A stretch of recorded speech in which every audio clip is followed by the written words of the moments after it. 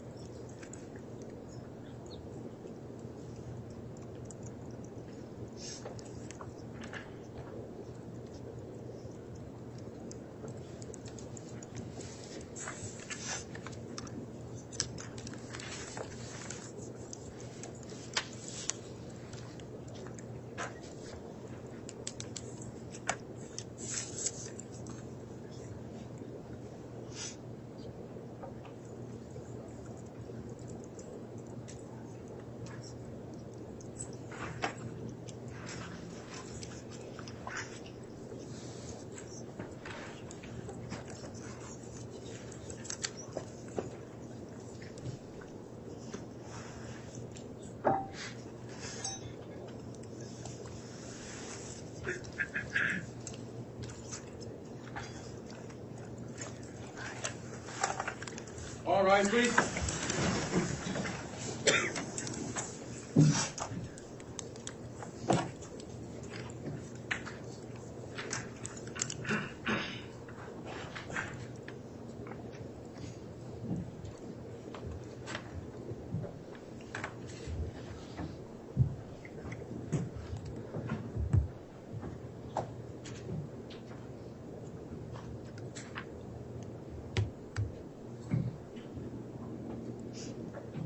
Yourself for the title for your honor.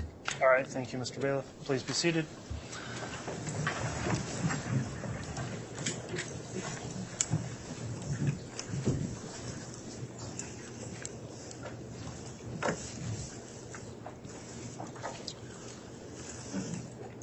All right, as mentioned by the bailiff, the court would note all the jurors are here in attendance, properly seated, and they've also filled out their affirmations for the day.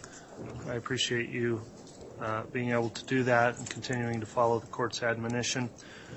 I'd ask the state at this time to call their next witness.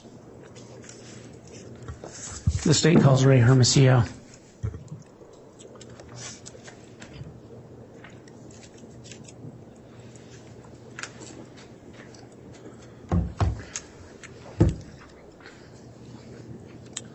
All right, sir, if you'd come forward and just pause in the middle of the gallery here, I'll have you placed under oath. You solemnly swear or affirm that the testimony you're about to give will be the truth, the whole truth, and nothing but the truth, so help you God. All right.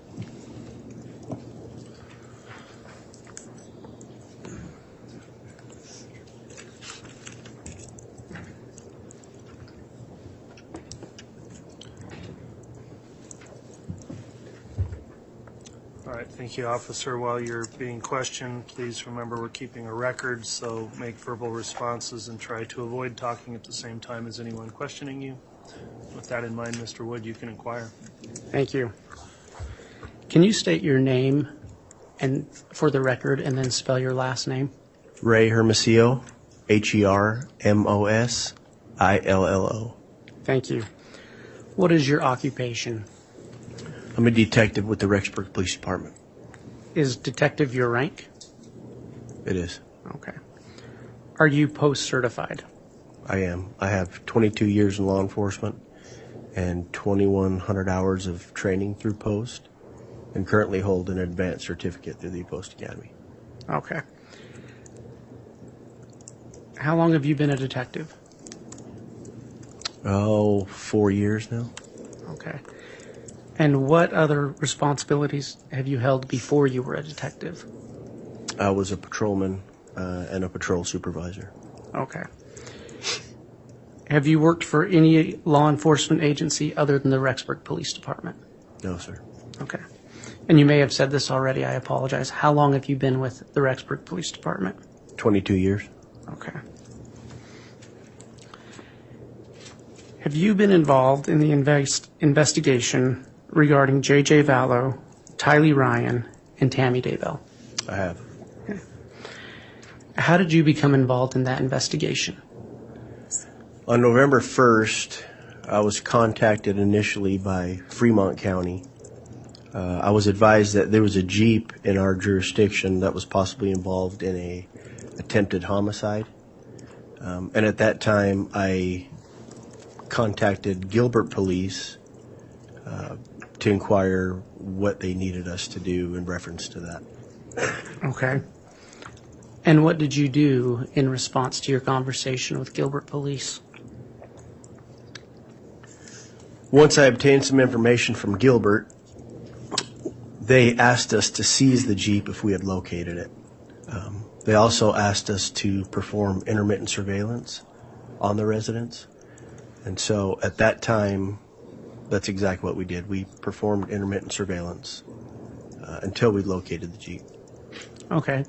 Can you describe what you saw during your intermittent surveillance? We had taken some photographs of Chad Daybell and Lori Vallow walking into the residence, but we were unable to locate the Jeep at that time. When you say residence, where are you referring to? 565 Pioneer, number 175. Okay.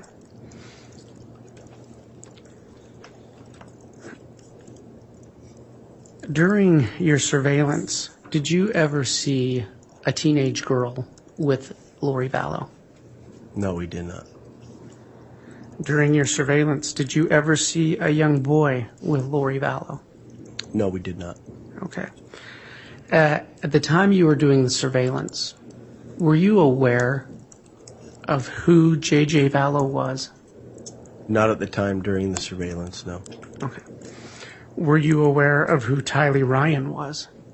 No. So is it fair to say, at that time, you weren't looking for children? That's correct. Okay. Detective, when was the first time you heard of JJ Vallow?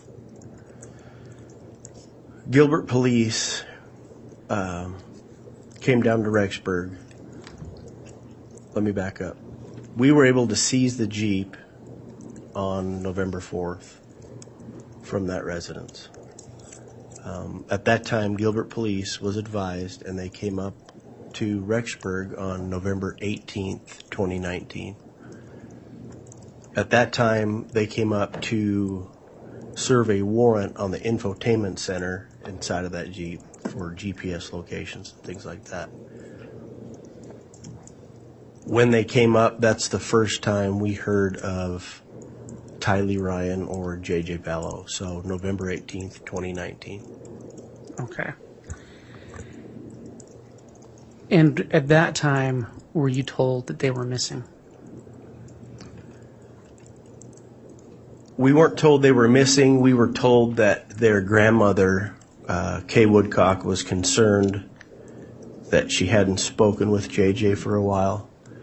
And they just asked us to keep an eye out at the residence. They said they were going to do some checking down in Arizona to see if JJ was possibly with friends down there. And if they needed us further, they would get with us at a later date. Okay. Did they get with you at a later date? They did. When was that? November 25th, 2019, I received a call from Detective Ryan Pillar. Ryan advised that they were unable to locate JJ in Arizona and that he was in contact with JJ's grandma and she wanted a welfare check. So at that point, we told Detective Pillar we would do a welfare check the next morning. Okay. And you said that was November 25th, correct? Correct.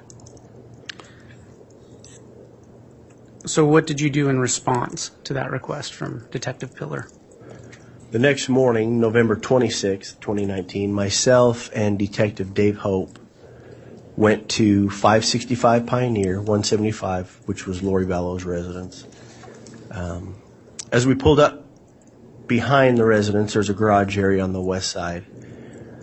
Outside the garage area, we had located Alex Cox and Chad Daybell, who were unloading a pickup truck. Okay. Did you speak with Alex Cox or Chad Daybell that day? We did. How did that conversation go?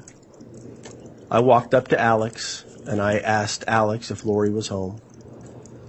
He told me she wasn't home. I then asked Alex if he knew where JJ was at. We were there to do a welfare check on JJ. At that point, Alex got a blank look on his face, kind of a frightened look, looked over at Chad Daybell, who was on the other side of the pickup truck. Chad then looked at Alex, and they both kind of just looked at each other and didn't answer my question initially. Okay. What did you think about that conduct? It raised some red flags just based on the way they acted with that question. I then again asked Alex if he knew where JJ was at, and he stated that JJ was with Kay in Louisiana. What did you think of that response? I told Alex that wasn't likely because Kay was the one who called in for the welfare check. And then again, they both kind of just looked at each other, which again raised our suspicions. Okay. Did you speak with Chad Daybell at that time? I personally didn't speak to Chad at that time, no. Okay. What did you do next? I asked Alex if there was a way I can get a hold of Lori. He stated she wasn't home. I asked Alex where I could find Lori, and he stated that she was in apartment 107 in the same complex, just a different apartment. That time I asked Alex if he had Lori's phone number, and he stated he didn't have it.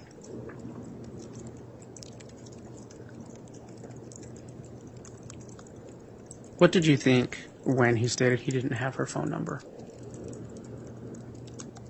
I assumed he was lying because they were close. And based on our investigation thus far with Gilbert, we knew they were close. So I assumed he was lying to me about the not having his sister's phone number. Okay. What did you do next? At that time, myself and Detective Dave Hope went back to apartment 107 in hopes to make contact with Lori. We knocked on the door at 107, and there was no answer. Okay. So you weren't able to make contact with anyone there? Correct. Okay. What happened after that? Once we weren't able to make contact, Detective Hope began knocking on apartment doors next to 107. I started walking back to my car because I was going to call for more people to come to our location, start knocking on doors. And at that time, when I was walking back to my car, I saw Chad Daybell driving towards me in his black Chevy Equinox. So he had just left 175 and was headed our direction. And at that time, I stopped him in the alleyway. And did you speak with him? I did. What did you ask him? I asked Chad when was the last time he saw JJ. And Chad told me it was in October in apartment 107 with Lori Vallow. Okay. Did you ask him anything else? I did. I asked him how he knew Lori Vallow, and he stated that he hardly knew her, that he had only met her a couple of times. Okay. What did you think about that response?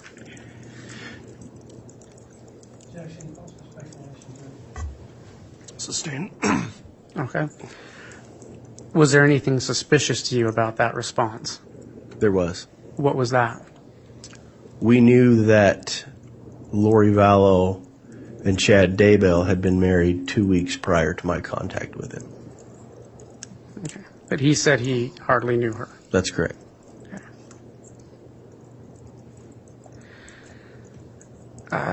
Did you ask Chad Daybell anything else? I did. I asked Chad for her phone number, and he stated that he didn't know what it was. Okay. What happened after that?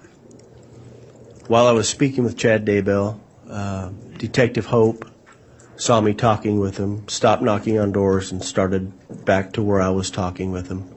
As Detective Hope showed up, I again asked Chad Daybell for Lori's phone number because I didn't believe that he did not know it.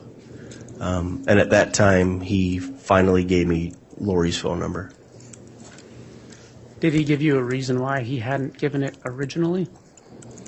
He said that he felt like I was accusing him of something, and that's why he didn't give it to me. Okay. What did you do at this point in your investigation?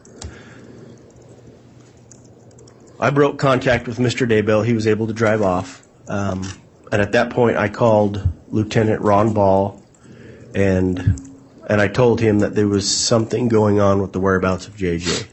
Based on the deception, the way they looked at each other, their non-evasive answers, their lies, I felt there was something more going on. So I called Lieutenant Ball and had him grab a few detectives and come over to our location so we can figure out what was going on. Okay. And did Lieutenant Ball show up? He did. What did you do after that? He showed up with Detective Dave Stubbs, and at that time we went and knocked on apartment 175, which was Lori Vallow's residence. Okay. Did anyone answer? No, they didn't. What did you do next? We knocked on apartment 174 because through our investigation we knew that her niece, Melanie Boudreau, lived right next to her, and we didn't get an answer there either. Okay. What did you do after that? At that time, Lieutenant Ball instructed me to go to the prosecutor's office to obtain a search warrant for those residents.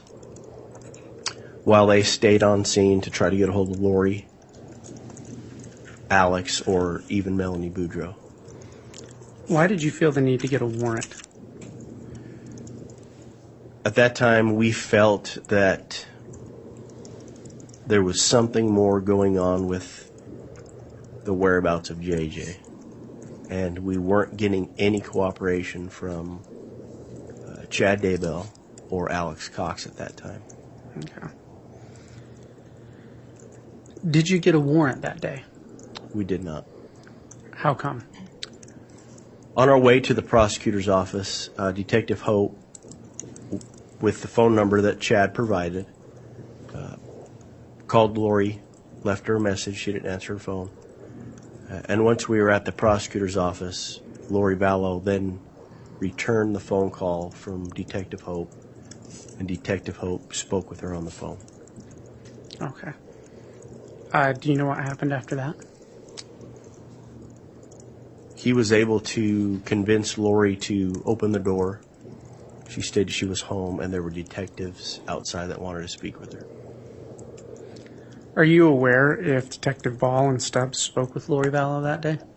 They did. Do you know if they had a body cam recording that conversation? They did. Have you seen that body cam? Yes, I have.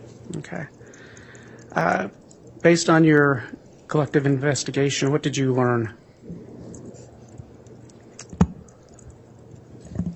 I learned that Lori Vallow had told Detective Hope, correction. Objection, Your Honor. He's going to go into hearsay evidence, saying what Detective Well, I think Hope there told needs her. to be some additional foundation in what he's going on. I didn't see a hearsay coming, but it seemed like a foundation issue to me. Okay. So, Detective Hermosillo, I asked if you were aware if there was a body cam recording of that conversation. There was. And did you watch that body cam? I did. Did you speak with Detective Ball and Stubbs about their encounter with Lori Vallow? Yes, I did. Okay. Is that a normal part of an investigation, to meet with other officers who are working the case?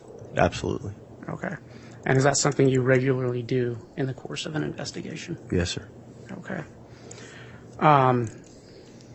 Based on your conversation and the video, what did you learn? Lori Vallow told the detectives Objection, Your Honor. This is hearsay. Because he's learning it from, well, I guess I'm not going to do a speaking objection, but if we want to do a sidebar, I can. I'm going to overrule that at this point. I haven't heard hearsay come out. You can answer the question, officer. Your Honor, if I could, would the court allow me to elaborate a little bit? If you'd like to have additional voir dire on your objection, you can do that. Okay. Well, I don't have any additional voir dire. Okay. Detective Hermosillo, are you basing your testimony on what you saw somebody else converse with the other detectives or the other officers? I'm basing my testimony off what I saw on the video. Okay. Judge, it's hearsay.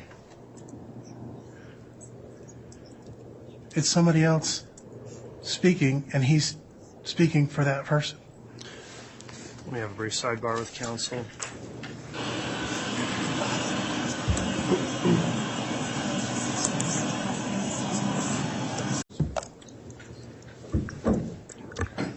All right, the court had under advisement an objection made by the defense that the question was eliciting an improper hearsay response. I am going to sustain that objection, so I'd ask you to ask a different question this time, Mr. Wood. Thank you. So, Detective Hermosillo, you did testify that you did watch body cam. That's correct. Okay. Based on what you saw, what next steps did you take in your investigation? I contacted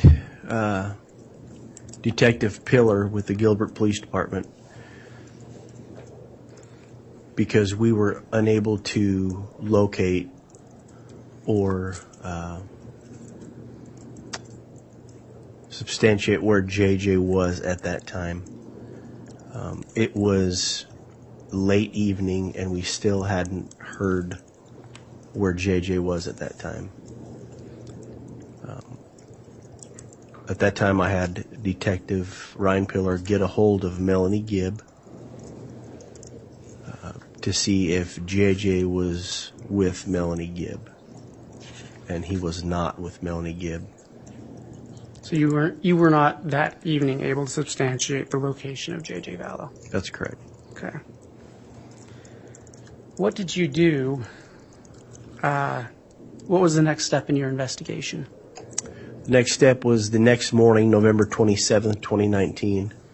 We met at the prosecutor's office and obtained a search warrant for apartment 175, 174, and 107.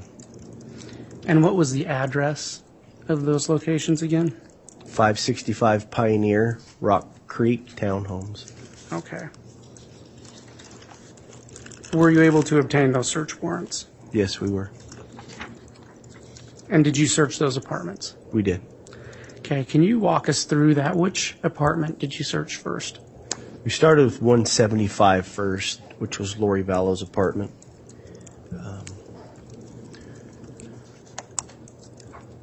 When we initially went into apartment 175, they had to break down the front door, which was included in the search warrant. We went into apartment 175. There were couches, dishes in the sink, food in the pantry, food in the refrigerator. Upstairs there were beds, toiletries, everything that looked like someone had lived there, except for there were no clothes on the hangers. There were just empty hangers in all the closets. And so that caught our attention as well. Were any people in there when you entered? There was nobody in apartment 175, 174, and 107 was completely vacant. Okay. So you didn't locate JJ in apartment 175? No. Okay. Did you find any evidence that JJ had been there? Yes, there were some toys on the front step. Appeared to be little boy scooters, toys. There was a little boy suitcase under the stairwell in apartment 175.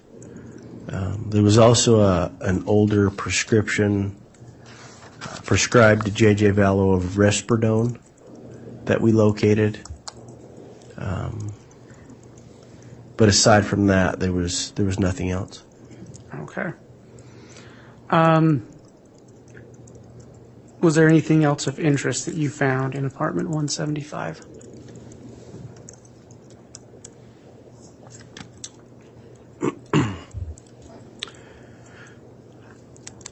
There were several guns in the garage of 175. Several different Army-type knives. Objection, relevance, Your Honor.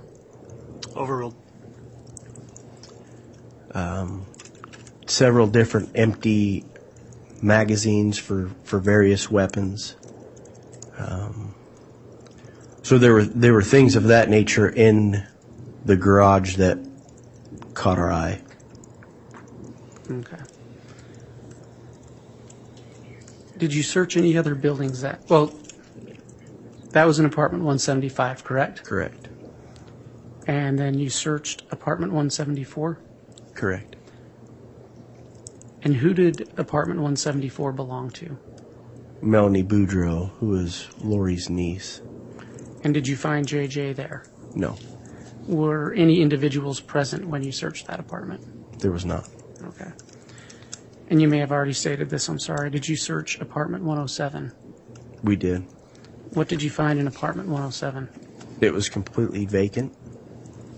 Okay. Did you search any other buildings that day? We did. In apartment 175, in the master bedroom, There was a rental agreement for a storage unit in Rexburg, and on that rental agreement had Lori Ryan as the tenant of the storage unit, with the storage unit number being C52. It gave the address, self-storage on Airport Road in Rexburg. So based on that information, we were able to obtain another search warrant for the storage unit. Okay, and what did you find there? In the storage unit, there were some children's bikes, some winter clothing. There was a personalized blanket with photographs of JJ and Tylee, Colby Ryan, the defendant, Miss Vallow. Just family photographs that they kind of had sewn onto a blanket. Okay. Your Honor, I'm going to ask that the witness be handed what's been marked as State's Exhibits 7A through 7K. The court has a copy. The court has a copy already. You have the originals.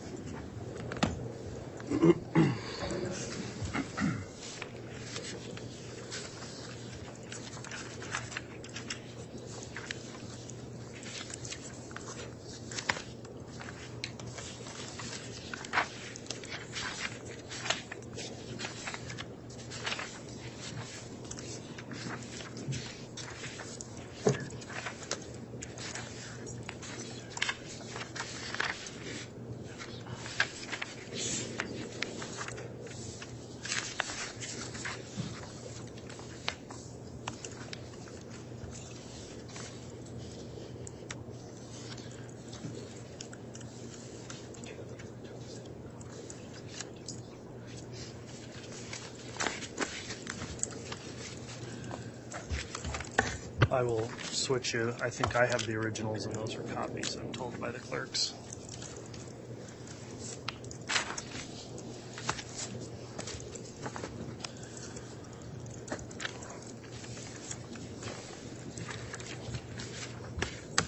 Detective, can you take a minute and look through what's been marked as 7A through 7K and let me know when you're finished?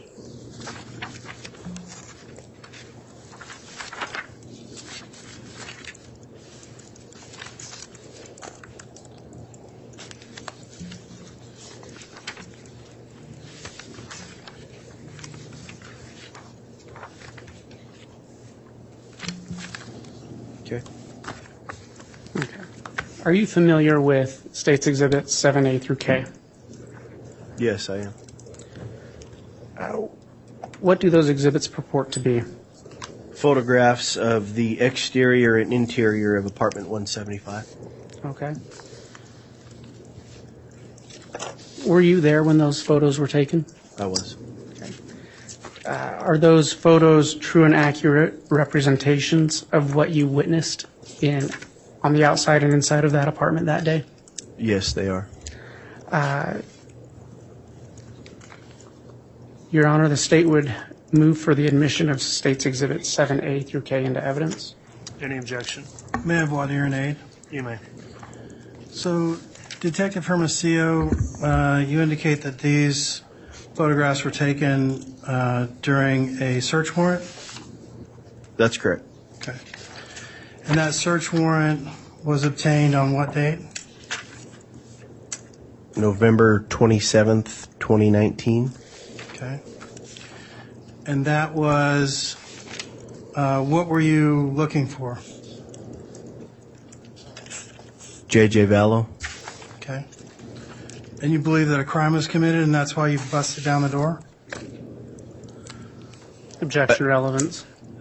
We're outside of the scope of the foundation. If there's an objection for these photographs, how does it relate, Mr. Thomas? I'm going to object to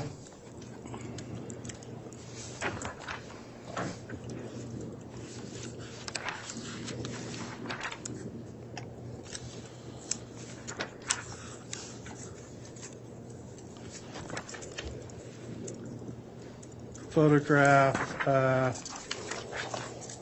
Number 7J, as I believe it's inflammatory and doesn't have any, not within the scope of what they were looking for. Other than that, I won't object to any of the others. Okay, court's reviewed the photograph of 7J. Officer, were those items there when the warrant was served? Yes, Your Honor. Okay, the objection's overruled, and the photographs 7A through 7K are all admitted into evidence at this time.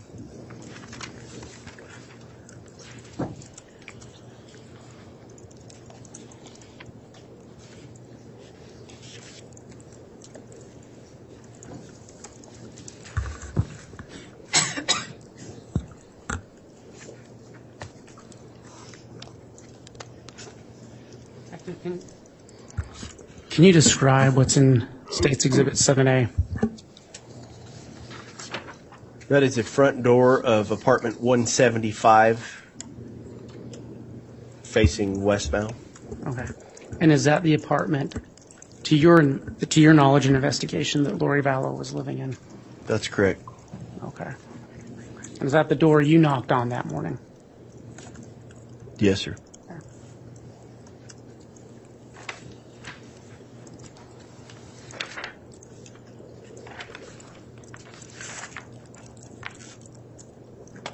Your Honor, I apologize. I didn't ask if I could publish these to the jury.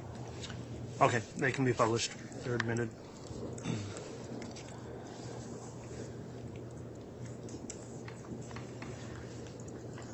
Detective, can you describe what's in State's Exhibit 7B? That is the front room of apartment 175, standing at the front door entry, looking towards the living room and the dining area.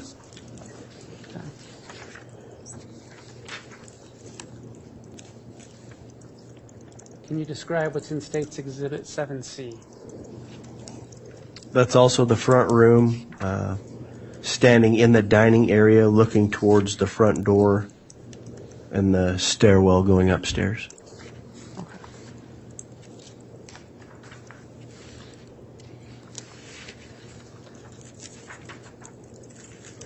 Can you describe what's in State's Exhibit 7D?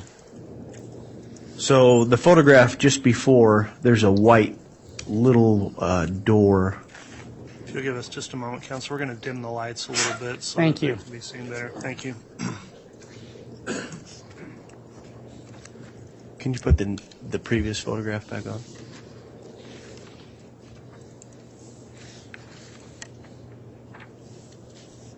Perfect. So just below the TV on the stairwell, there's a white little door that is a crawl space that goes under the stairs. The next photograph with the Star Wars suitcase, that's where we located the Star Wars suitcase. There was also 3 or 4 or 5 preparedness bags with emergency kits under the stairwell, and that's what the black and green bag is there next to the Star Wars suitcase. Okay. When you say a preparedness bag, what was in it? Oh, there was water, flares, I believe there were MRE food, just like a 72-hour kit is the best way to describe it. Okay.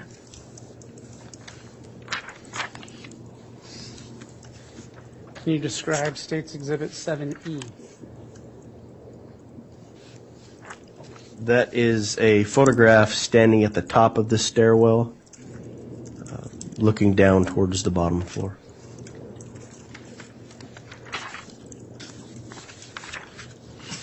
In State's Exhibit 7F? This is a photograph of the master bedroom. The doorway to the right leads down the hallway to 2 separate bedrooms. The doorway to the left is a doorway into the master bathroom and towards the closet area.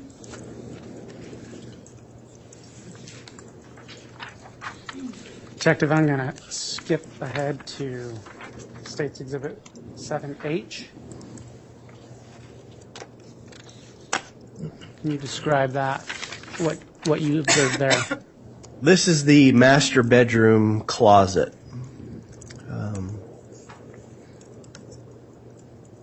This is what caught our attention. All the blank, empty hangers hanging in the closet. There are no clothes. There's a towel hanging on the back door, but there are no clothes. Normally when people go on trips and plan to come home, they don't take all their belongings out of their closet. There's still some items that usually remain. And this caught our attention because there was nothing in that closet other than empty hangers.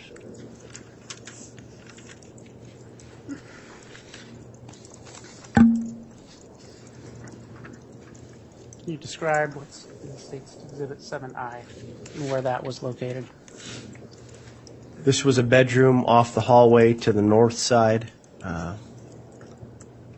There were some of Alex Cox's belongings found in this bedroom. Okay. How did you know they were Alex Cox's?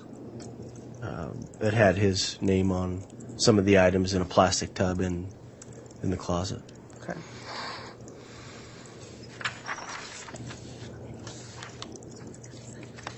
Can you describe what's in State's Exhibit 7J? That is also in Alex Cox's room. There was a couple Tyvek suits that were also in the closet.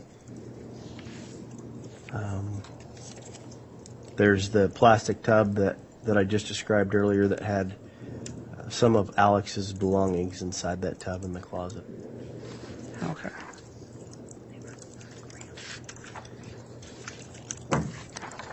Detective, can you describe what's been marked as State's Exhibit 7G?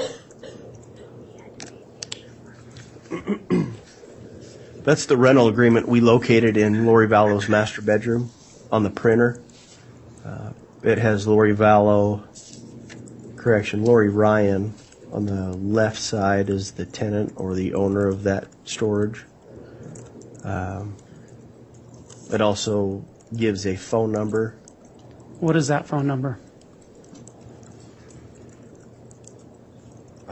I can't see it from. Is there a way to zoom in on this?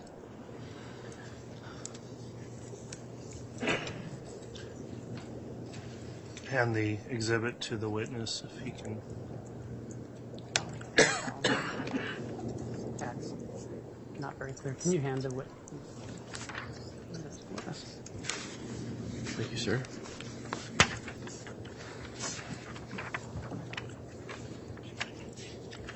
You want the phone number? Yes, what is that phone number?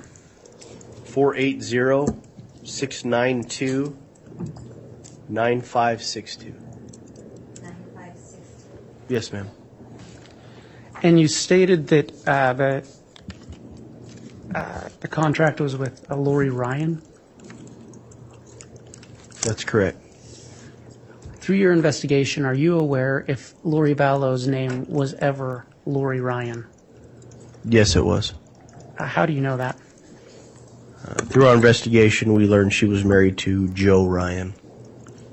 And was that before she was married to Charles Vallow? That's correct. Okay, thank you.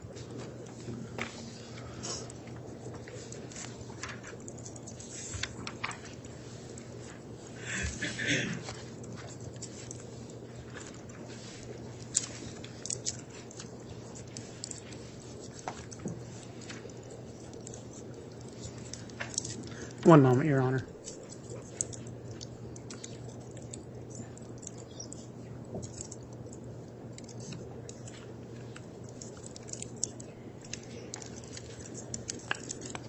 Your Honor, I'm going to ask that the witness be handed what's been marked as State's Exhibit 8A through Q.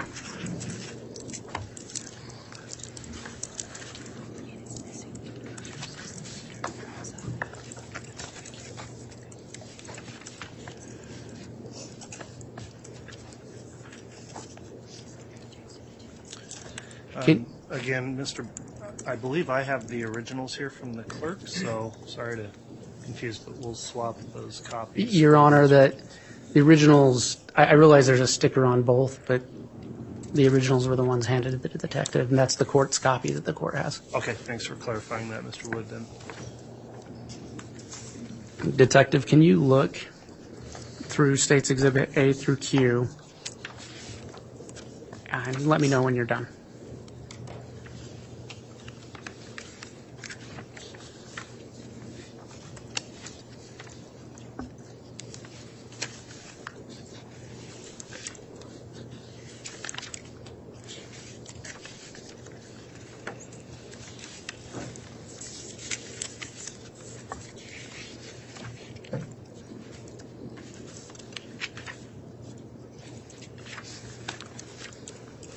Okay.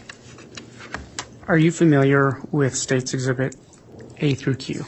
Yes, I am. What do those exhibits purport to be?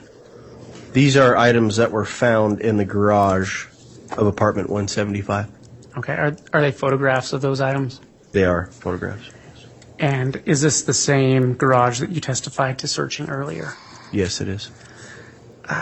In Exhibits 8A through Q, are those true and accurate representations of what you witnessed in that garage that day? Yes, they are. Your Honor, I'd ask that States Exhibits A through Q be entered into evidence. Any objection?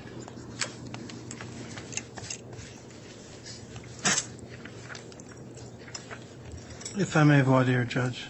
You may. Thank you. Exhibit A, is that how these photographs are staged, so to speak? I mean, this is not how you found the garage, correct? Correct. Okay. And so were you involved in, and that's A through D are the ones that are in the garage, right?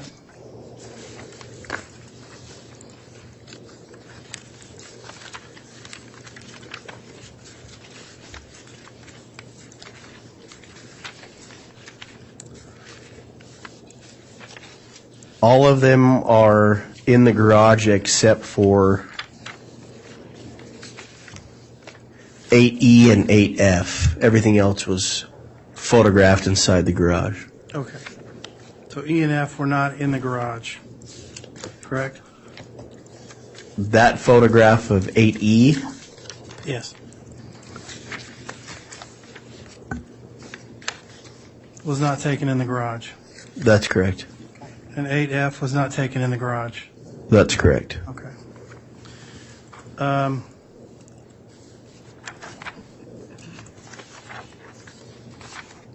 as I indicated earlier, these photographs were staged. They weren't just, this is not how you found the stuff, right?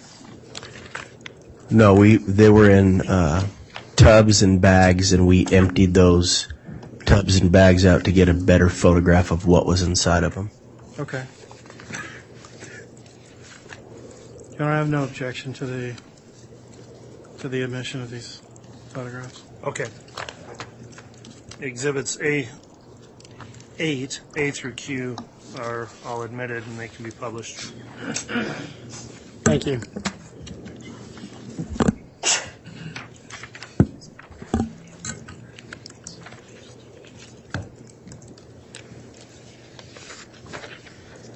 Detective, can you describe what you found in States Exhibit 8A?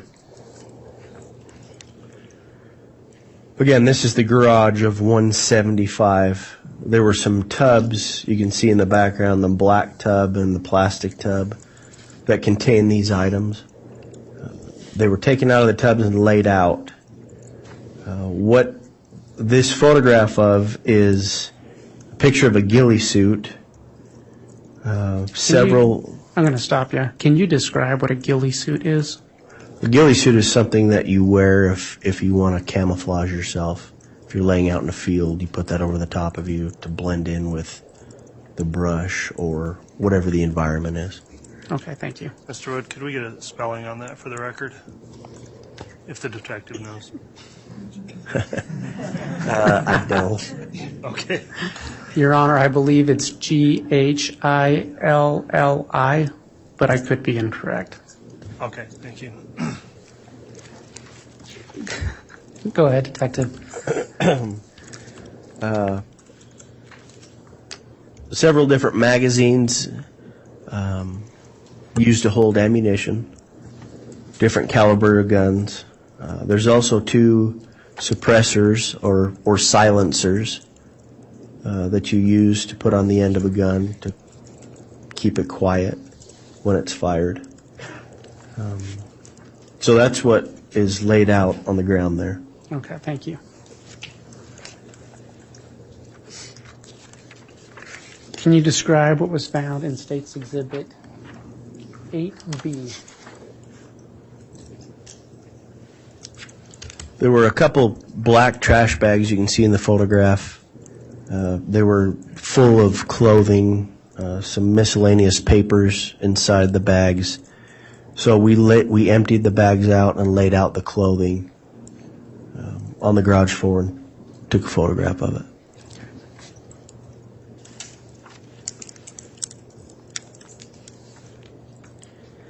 Can you describe what you found in 8C?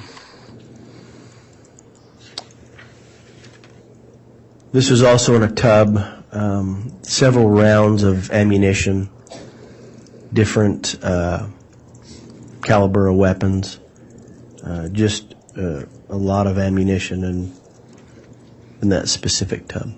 Okay.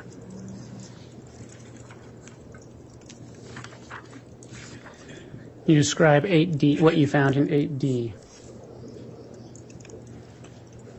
8D was a rifle that we had found on the garage floor or in the garage.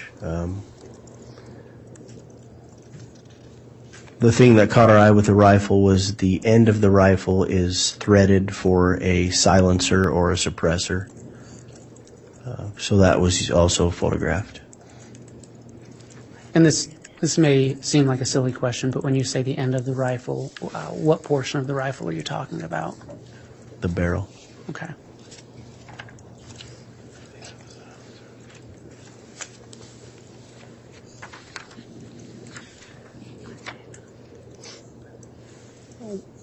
What were you observing in State's Exhibit 8E?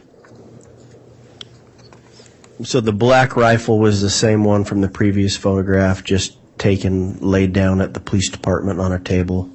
There was also another rifle inside of that bag, and that's the rifle you see above the black rifle. Okay. In State's Exhibit 8F, That was the other rifle inside of that bag.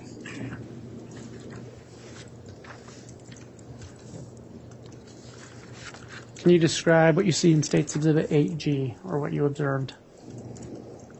Those were the two silencers or suppressors that we had located inside the garage. Okay.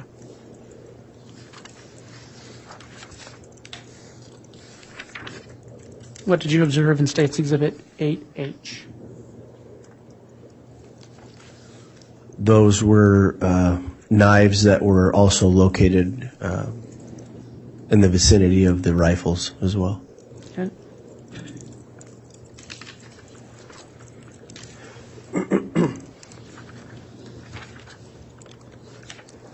State's Exhibit 8I. That was also a handgun located inside the garage, in a tub just off to the right of where it's sitting.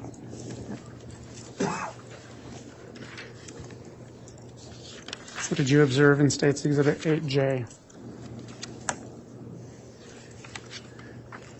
That was a Halloween mask, it looks like.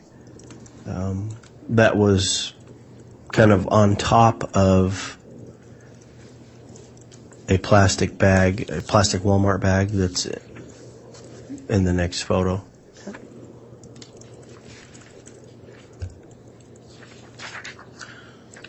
What did you observe in State's Exhibit 8K? So the Halloween mask was on top of this bag, and it had rope and duct tape inside that bag.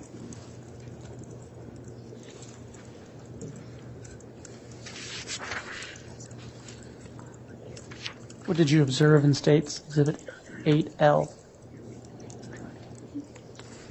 That is Alex Cox's passport that was located inside the garage. Okay. Was that passport still active to your knowledge? It was. Okay.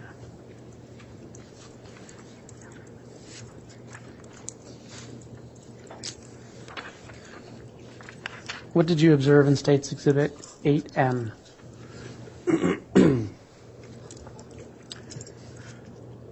So these were documents that we had located amongst the defendant Vallow's belongings, or what we assumed were her belongings inside the garage.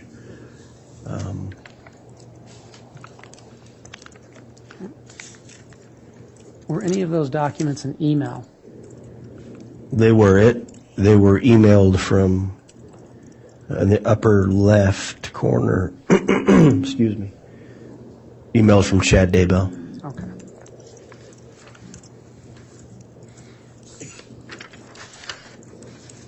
Eight N. What did you observe?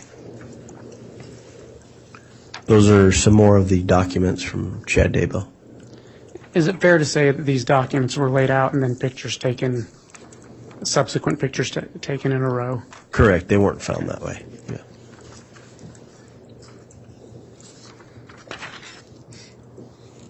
State's Exhibit 8O.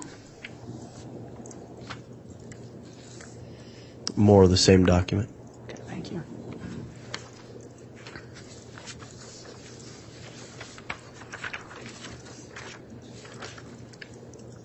What did you find on State's Exhibit 8P? Those books were with the documents in the garage that appeared to be written by Chad Daybell. And finally, State's Exhibit 8Q. That was a cell phone that was also located in the garage. Thank you.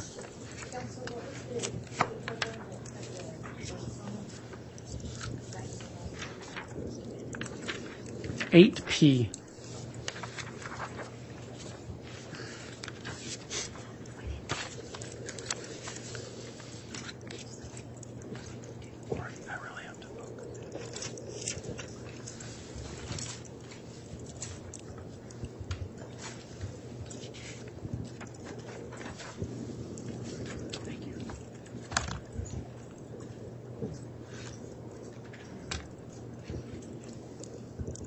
Detective.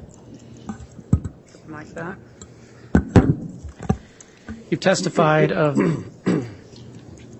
the search of this apartment and the garage. What was the next step in your investigation?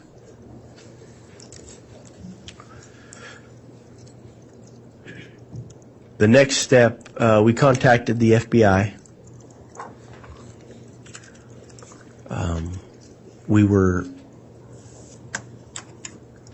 just trying to get a hold of the defendant, Vallow, and Chad. We were trying to locate the children. In speaking with family members, we spoke with Colby Ryan, who was Lori's son. And at that time, he also stated that he hadn't spoken with his sister for a while. And so our search of JJ also started to encompass Tylee Ryan as well. Did you ever try to contact Chad Daybell or Lori Vallow? We did several times, but their phones were shut off. Okay. At this time, were you aware of their location? Not at that time, no. Okay. And just to clarify, I'm speaking in the period shortly after the November search of the home. Yes, at that time we didn't know where they were at. Okay. Did you reach out to anyone else? Let me rephrase that. Did you contact family and friends? Yeah, we contacted Colby Ryan, contacted Lori's niece, Melanie Boudreau. We were contacting anybody that would listen to us or take our calls, trying to find the whereabouts of the kids.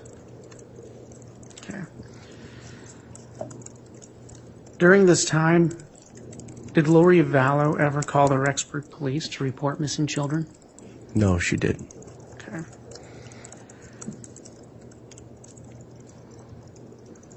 Detective, if I say NCMEC, do you know what that means? Yes, sir. What is that? It's an acronym for National Center for Missing and Exploited Children. Did you contact them? We did. December 11th, we contacted NCMEC and entered JJ Vallow and Tylee Ryan as missing and endangered children. Okay. Did you ever alert the public that there was a search for JJ Vallow and Tylee Ryan? Yes. When was that? That was December 20th, 2019.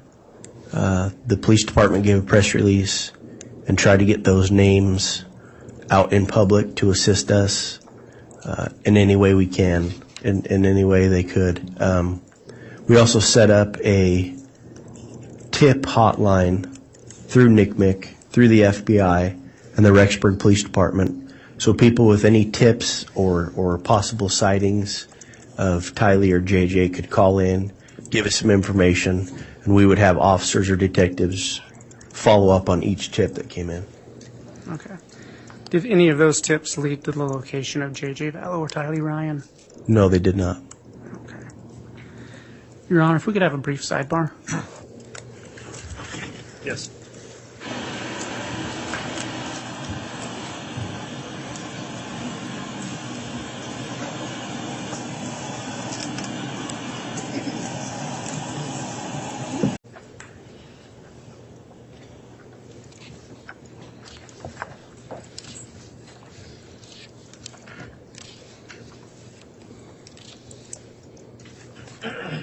May I continue? You may.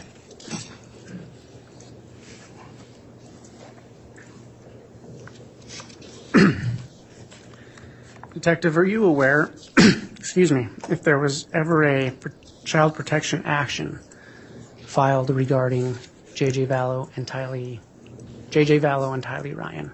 Yes, there was. What county was that filed in? Because we're going to object based on 404B. We previously objected on this, and I know the court's ruled on that, but we just like that put on the record. All right, thank you, Mr. Thomas. This does delve into some 404B issues, which were previously determined by the court in a ruling that was stated on the record on February 22nd, 2023. And for the reasons I would incorporate into that finding today, also incorporating the findings in that record, I'll overrule the objection, and you can continue this line of questioning, Mr. Wood. Thank you. Were you in, what county was that filed in? Madison, I believe. Okay. Were you involved? Yes, I was. How so? I was the one who wrote the affidavit. Okay. Are you aware if Lori Vallow was ever ordered to produce her children to the Rexburg police? Yes, she was. Okay. Are you aware if she ever produced her children to the Rexburg police? She did not. Okay. Detective, through your investigation, were you ever able to locate the whereabouts of Lori Vallow and Chad Daybell? Yes, we were. How did you do that? Through cell phone data, tips coming in through the hotline that we had set up. We were able to determine that they were in Kauai. Okay. Kauai isn't the island of Hawaii. Correct. Okay. Or one of the islands in Hawaii. Did you go to Kauai? I did. Why did you go there? We went there to assist the Kauai Police Department with the service of that court order. Okay. And do you know if she was served with that order? She was. Do you know what date? She was served on January 25th, 2020. Okay. Did you do anything else while you were there? We did. We also assisted Kauai Police Department with the search warrant of Chad Daybell, Lori Vallow's rental vehicle, as well as their condo they were renting in Princeville.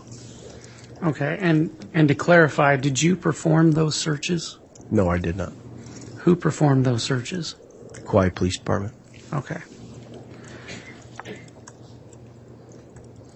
Were you present when their condominium was searched? I was, yes. Okay. And did you go in after the search was performed? Yes, I did. Okay. Did you find JJ Vallow in that condominium? No, sir. Did you find Tylee Ryan? No.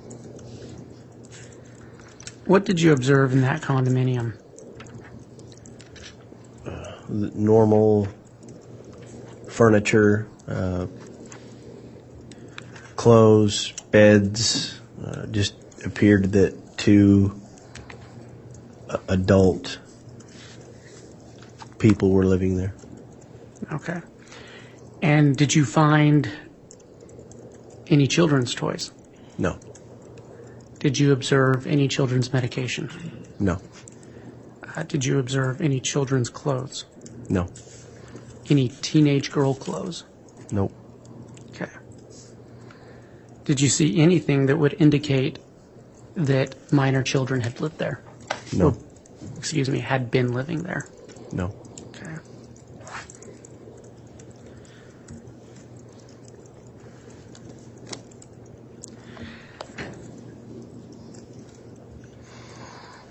You stated that the rental car that Chad and Lori Daybell were using was searched as well.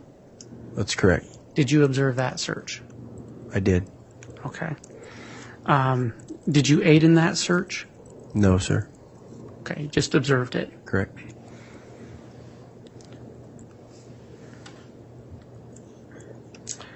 Detective, I'm going to talk to you about the concept of proof of life. If I use the words proof of life, what does that mean? Any documentation that would be able to confirm if somebody was still alive. Okay. Did you ever, pursuant to your investigation, find a proof of, well, let me rephrase that. Pursuant to your investigation, what was the last date you are aware of proof of life for Tylee Ryan? September 8th, 2019. What was that proof of life? It was a photograph taken in West Yellowstone. Okay. And were you able to identify who Tylee Ryan was in that photograph? Yes. Okay. Pursuant to your investigation, what was the last date you were aware of proof of life for JJ Vallow? September 22nd, 2019. Okay. What was that proof of life? It was a photograph taken of JJ, excuse me, sitting on a couch Okay. in Defendant Vallow's front room. All right.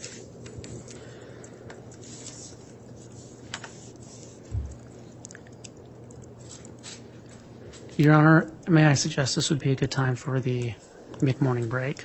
That's fine. We can go ahead and take our mid-morning break then. We will go for about 15 to 20 minutes, and then we will resume again until the lunch break.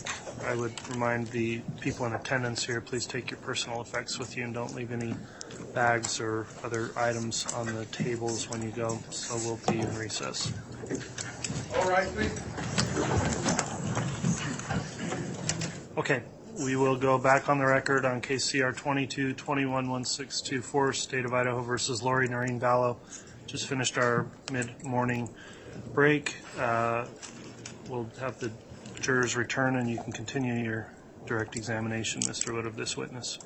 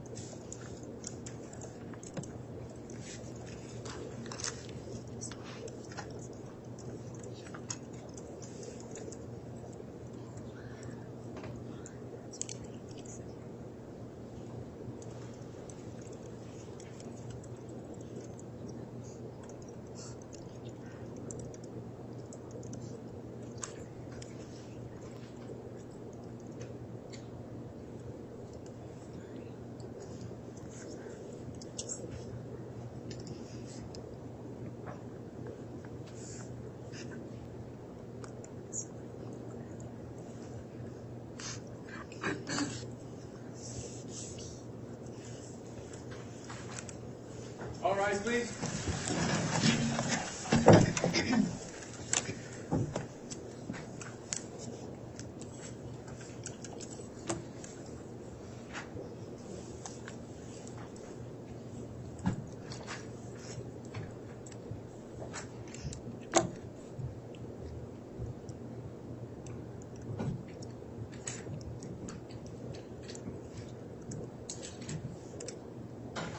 Here's present count for you. All right, thank you. Please be seated.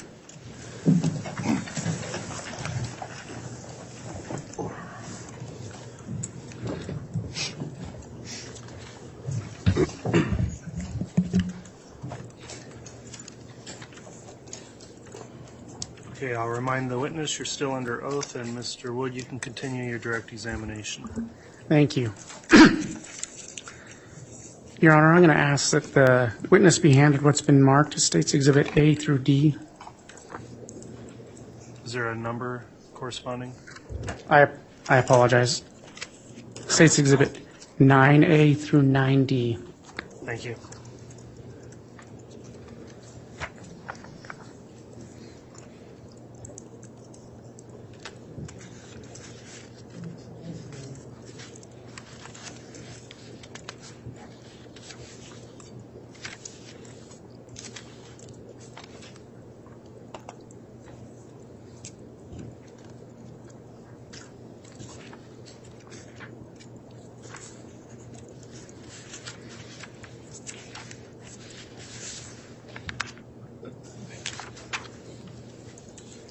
Detective, can you look over those and let me know when you've had a chance to review them?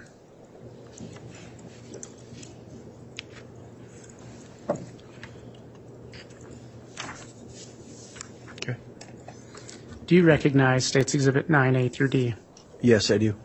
What does that exhibit purport to be? This is the 2018 Jeep Wrangler that I seized on November 4th, 2019. Okay. And are those images true and accurate representations of what you witnessed with that Jeep? Yes, sir. Your Honor, I'd ask that States Exhibit 9A through D be entered into evidence. Any objection? You may. Thank you. These photographs, were they taken at a police station or somewhere, or were these taken at, where were they taken? They were taken in our impound bay at the police department. Okay. And the red evidence tape, that was put on at the police station when you got there? That's correct. Okay. How did it get to the police station? It was towed. Towed? Okay.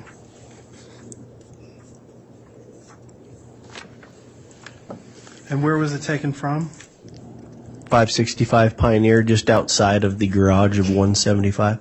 Okay. Thank you. No objection, Judge. All right, thank you, Mr. Thomas. So exhibits 9A through D are all admitted to evidence and may be published. Thank you.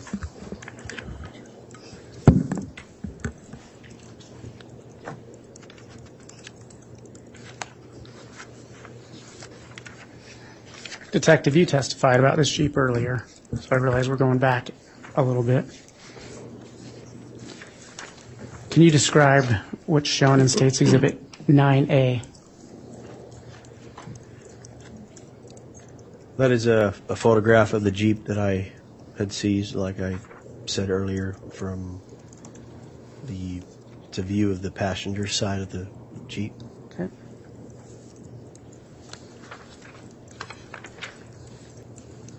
Nine B. That's the rear view of the Jeep with Texas plates that we were told about by Gilbert. Okay.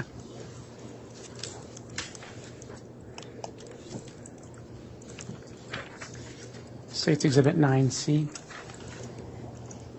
That's a photograph of the inside of the Jeep taken from the driver's door. And 9E. It's also a photograph of the inside of the Jeep from the passenger side.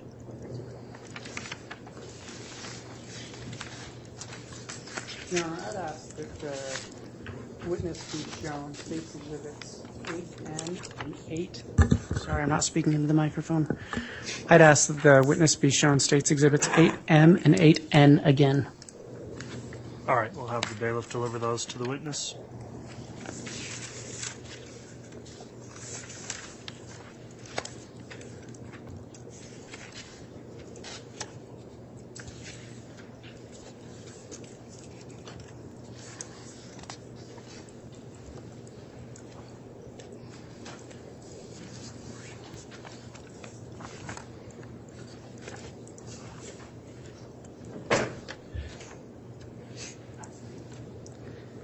Detective, you testified earlier about these documents that they were found in the garage of apartment 175, correct? That's correct. And that one of those at least one of those documents is an email? That's correct. I asked you earlier who the email was from. Can you read the email address that document is sent from?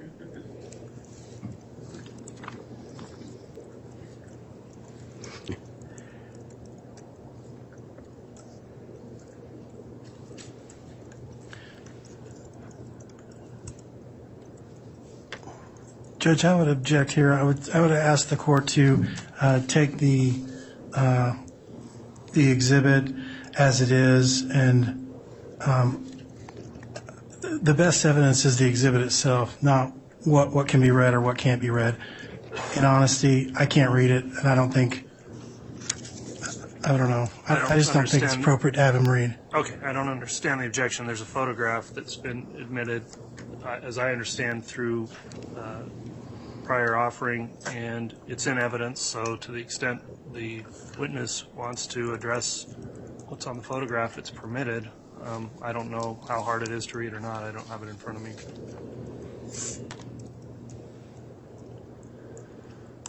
To me, it looks like Chad Daybell at gmail.com. Okay, thank you.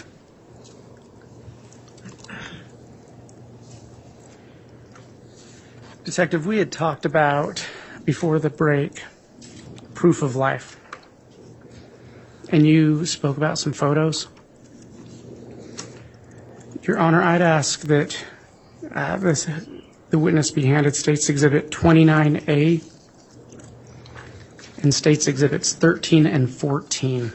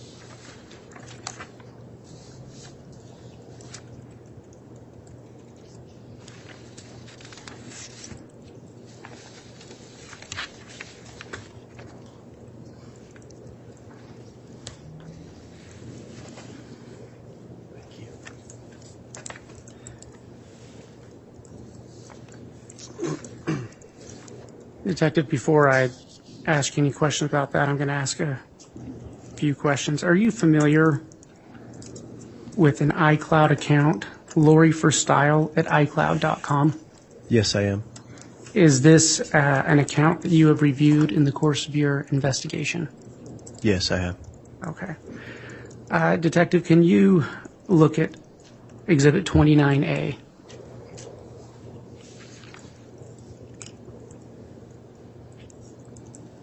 What does that document purport to be?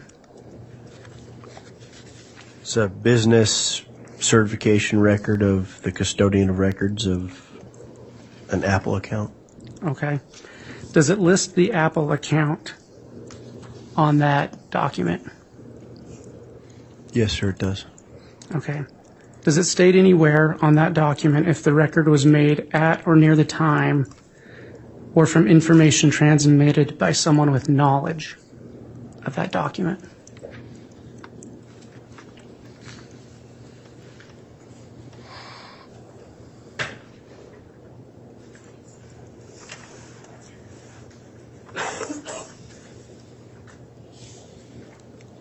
Yes, sir.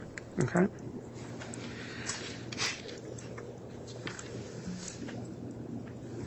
Does it state anywhere if that document, if those documents were kept in the regular course of the business?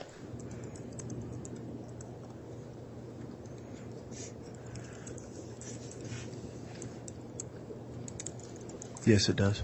Okay. Does it state that making those records was a regular practice of that business or of that activity? Yes. Okay. Is this document signed under penalty of perjury?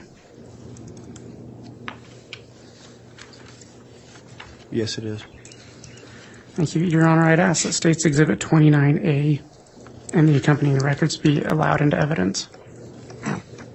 All right, 29A is an exhibit. When you say the accompanying records, are you talking about Exhibit 14? 13 and 14, Your Honor, Okay. which I can lay further foundation for.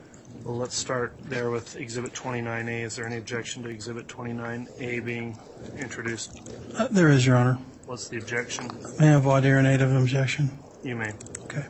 Whose signature is on the document there? Catherine Calvert, Is it an actual signature or is it a e-signature? an e-signature. Okay, so it's not her actual signature? Doesn't appear to be, no. Okay. Have you talked to Catherine Calvert? I have not, no.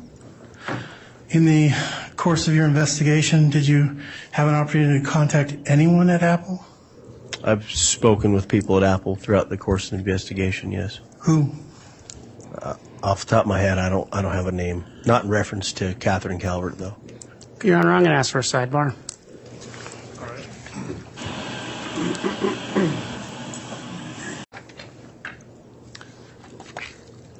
All right, thank you, Mr. Wood. Upon discussing with counsel at sidebar, let me ask from the defense, is there any objection at this point to the admissions of Exhibit 29A and States 13 and 14?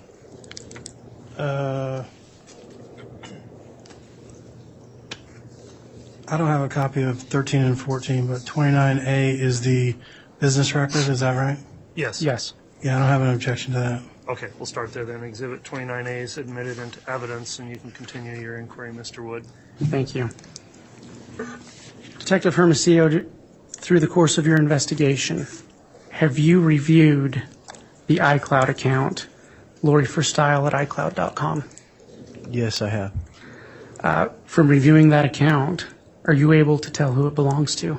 Yes. Who did it belong to? Lori Vallow, How did you know that? based on the records on the account Okay. and the photographs and everything attached to it. Okay.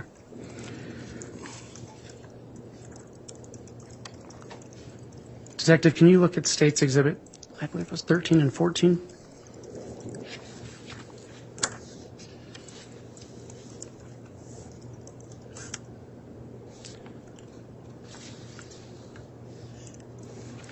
Do you recognize those documents? I do. What do they purport to be? Photographs of JJ, Tylee, and Alex in Yellowstone. Also a photograph of JJ sitting on a couch in red pajamas. Okay. And did you observe those photographs in that iCloud account? Yes, I did. And are those true and accurate representations of the photographs found in the iCloud account, in the Lori for Style iCloud account? Yes, they are. Your Honor, I'd move for admission of State's Exhibits 13 and 14. I'll take them up one at a time. On Exhibit 13, is there any objection? 13 is which one, the Yellowstone photo? Yes. No objection. Exhibit 13 is admitted, and Exhibit 14 is a photo of a child on a couch. No objection. All right, Exhibit 14 is also admitted. Thank you, Your Honor. May I publish those to the jury? Yes.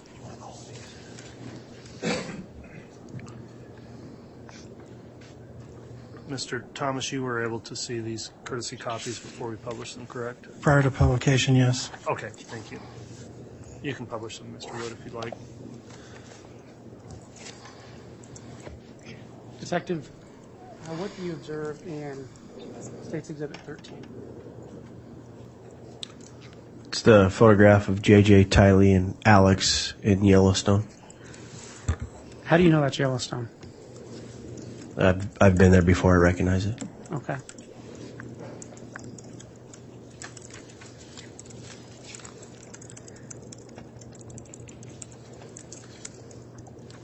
Detective, was there metadata associated with that photo? There was Did it have a date? September 8th, 2019. Is that the same photo you referred to earlier when we were discussing proof of life? That's correct.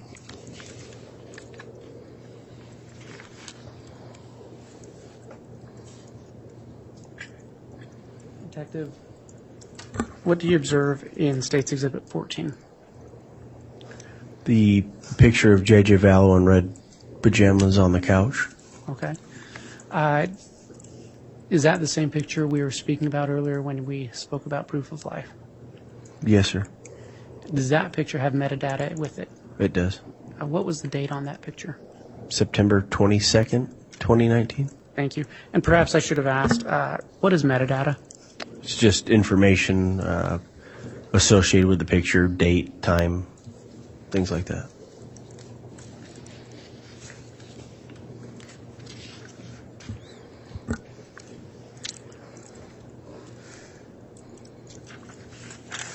So, Detective, at this point,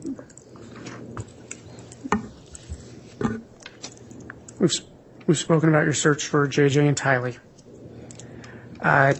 Did any part of your investigation include working with Fremont County? It did. Did any part of your investigation involve Tammy Daybell?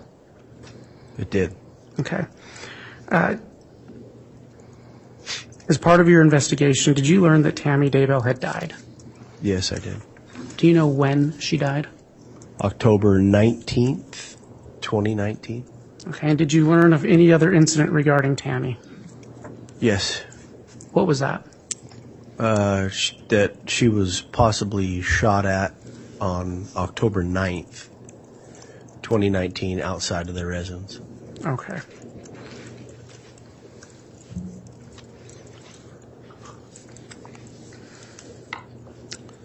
Detective, as part of your investigation, did you help execute a search warrant on the Daybell residence? Yes, I did. When was that? June 9th, 2020. What is the address of that residence? 202 North, 1900 East, Fremont County.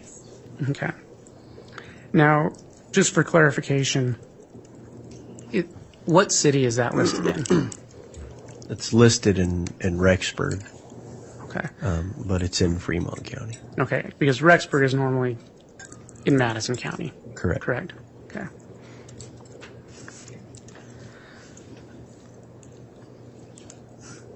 As you executed that search warrant on June 9th, what was the first thing you did? On June 9th, we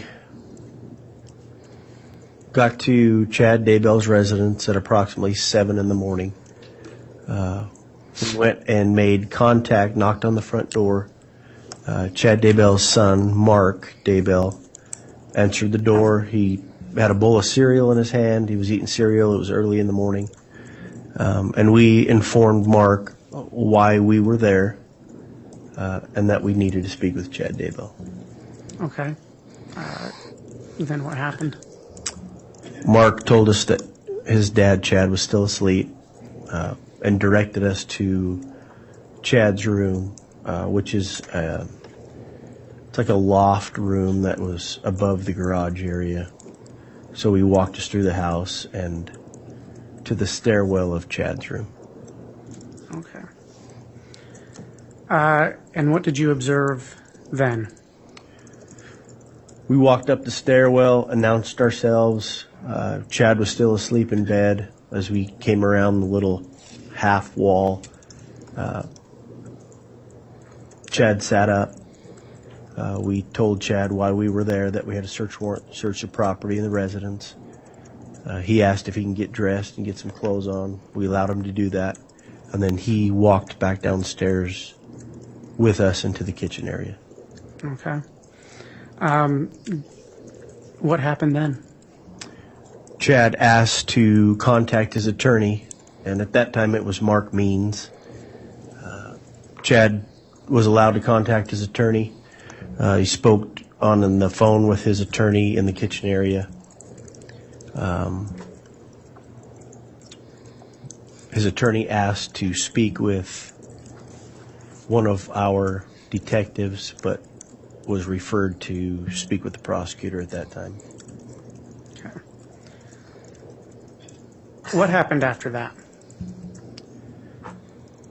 After that, we went into the front room where Chad was given a copy of the search warrant. He sat in the recliner closest to the door. He reviewed the search warrant. His children at that time were sitting on the couch across from him. He asked if he needed to leave or his children needed to leave, and we explained to them they didn't need to leave. They were free to stay, but if they stayed, they would be accompanied by an officer for safety reasons. At that point, his children stated they were going to go, and Chad stated he didn't know whether he was going to go or not, but asked to go make a phone call out in his vehicle that was parked in the driveway. Okay. What did you do then? At that time, the children were allowed to leave. We walked outside in the front yard area. Chad got into the driver's seat of a vehicle that was backed into the driveway. He was on the phone talking. In the meantime, there were the FBI ERT team, the evidence recovery team, arrived on scene along with other detectives now that the scene was safe to arrive. And they began marking off different areas in the backyard, just setting up for the search warrant and what we needed to do that day. Okay. Who aided, who was a part of serving that search warrant that day in terms of law enforcement? The FBI evidence recovery team, Fremont County Sheriff's Office, Rexburg Police Department, the Idaho Attorney General's Office. I believe that was it. And did you assist in the actual search that day? Yes, I did. Okay.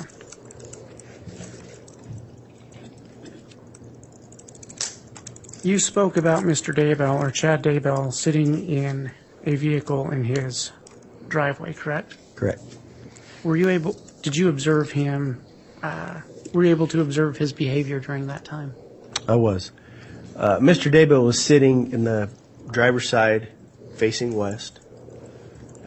He was on the phone, and while he was on the phone, he had the phone in his right hand.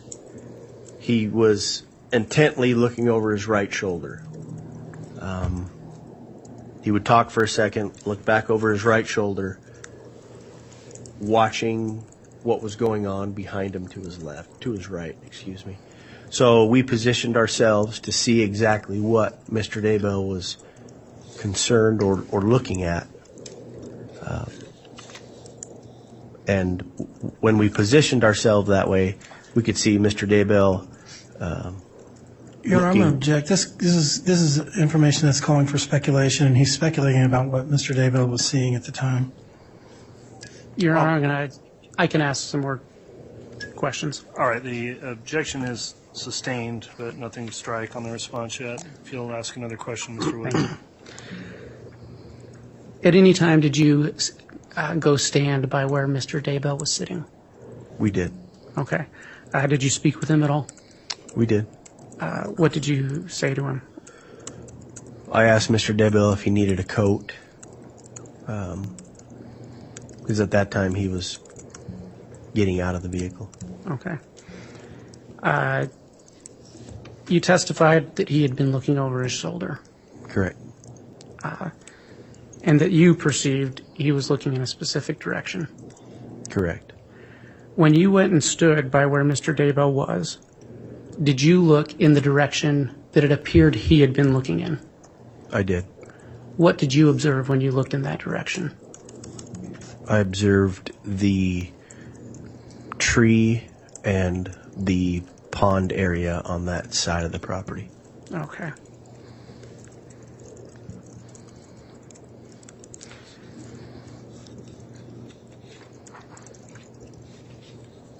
After that, what did you do to aid in the search of Chad Daybell's property?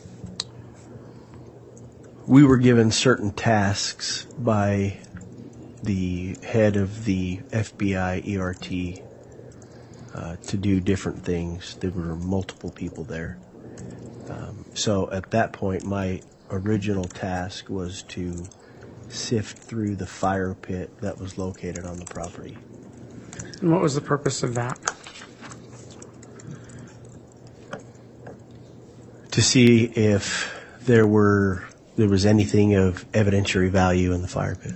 Okay. You spoke about a pond area. Did you observe any activity by the search team in the pond area that day? Yes, I did. When did that start? Like, time-wise? Yes. Roughly 9 o'clock, maybe, Okay. in the morning. And what did you observe? While we were sifting through the fire pit,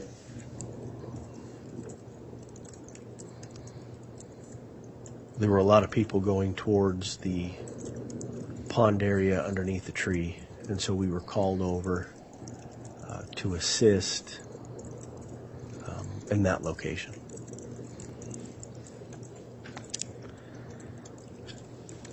One moment.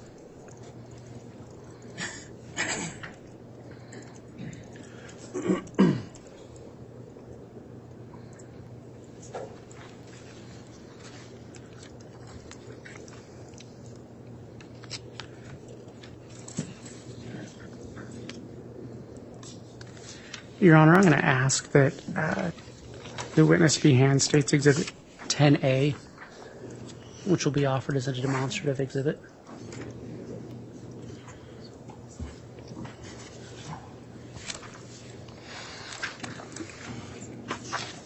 Just that for now.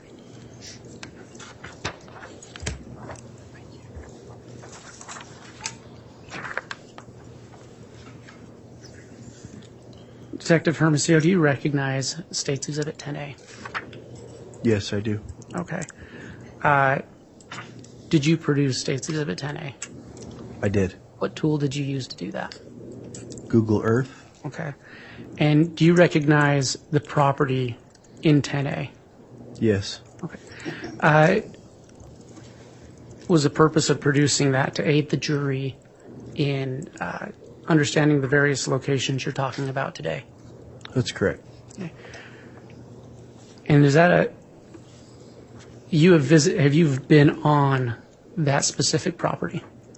Yes, sir. And is that a true and accurate representation of the Daybell property? Yes, sir. Your Honor, I ask that States Exhibit 10A be entered for demonstrative purposes to aid the jury in understanding these locations. Any objection?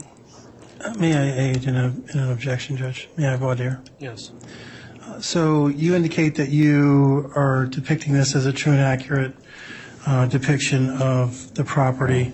Have you ever done a flyover of this property? No. Okay. So you've never seen the aerial view of what this property looks like? Not the aerial view, no, but I've walked the perimeter of that property several times.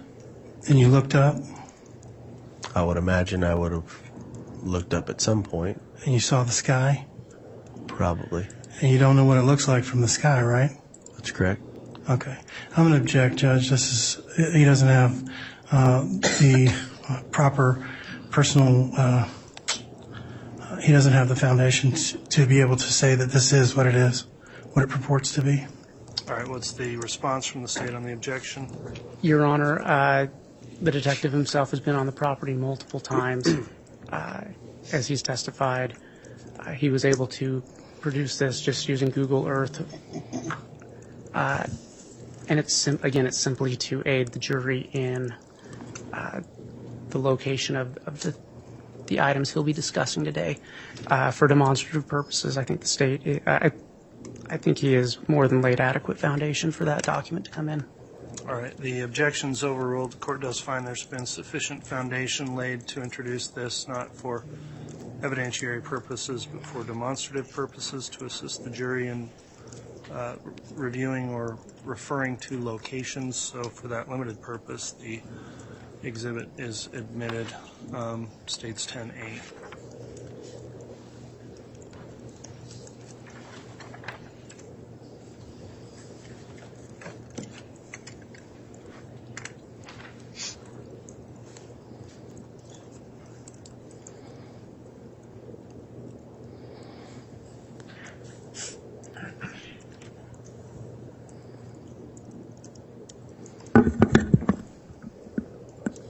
Detective, earlier you had talked about the front driveway.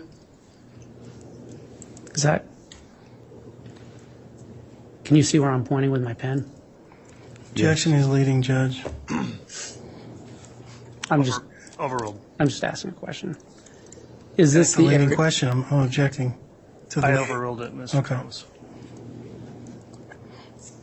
Is this the front driveway you spoke of earlier? That's correct. Okay. To your knowledge, is all of the property in this picture Chad Daybell's property? Yes. Okay. Is this the home? Can you see where my pen is pointing? Yes. Is this the home you went into when you made contact with Mr. Daybell that day? Yes. Okay.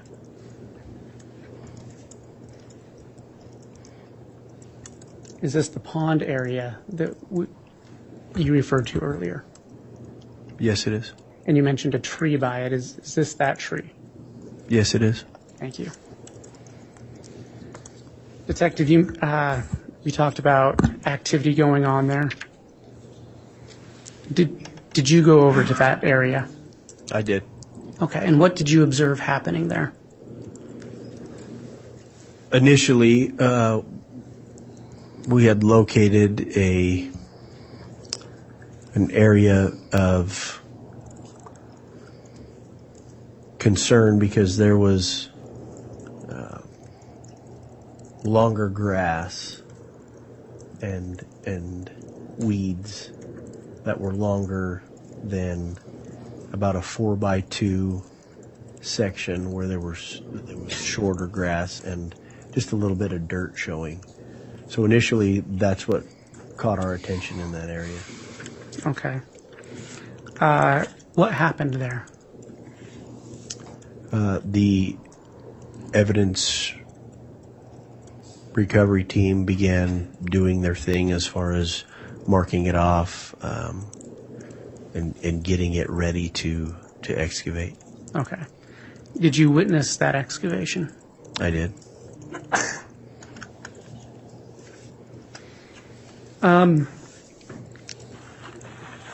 As that excavation took place, what did you observe?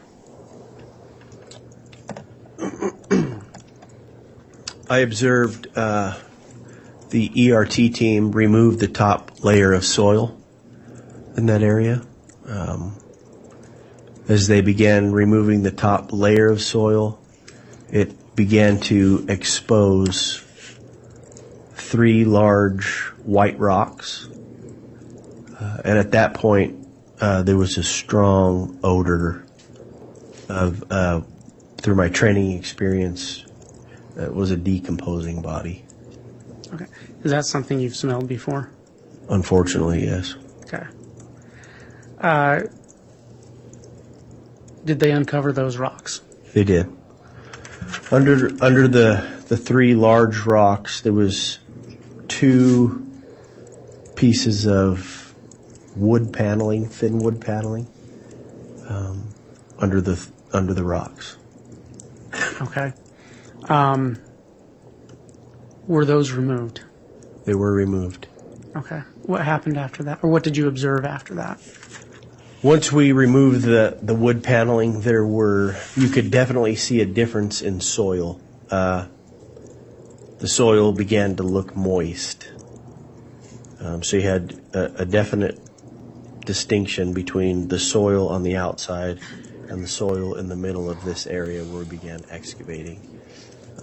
And so the ERT team slowly, methodically started brushing away the moist soil where we were at.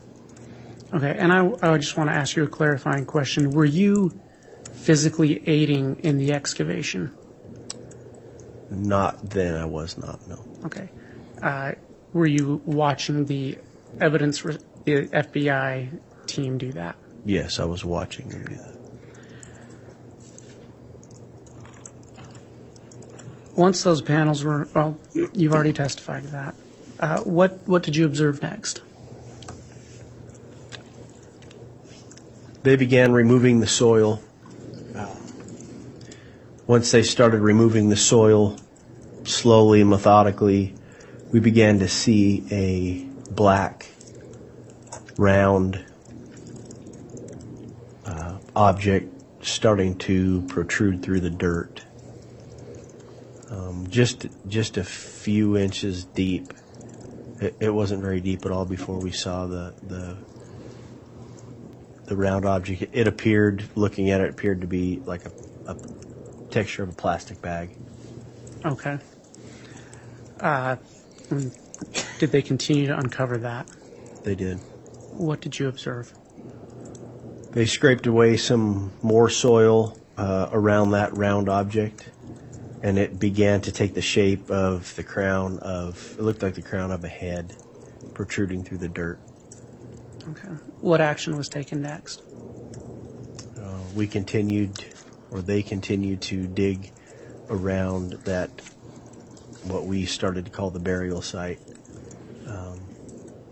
and eventually exposed what appeared to be a small body wrapped in black plastic. Okay. At any time, was that plastic cut into? The top of the plastic was cut into where it had been exposed on the crown of the head, yes. Okay.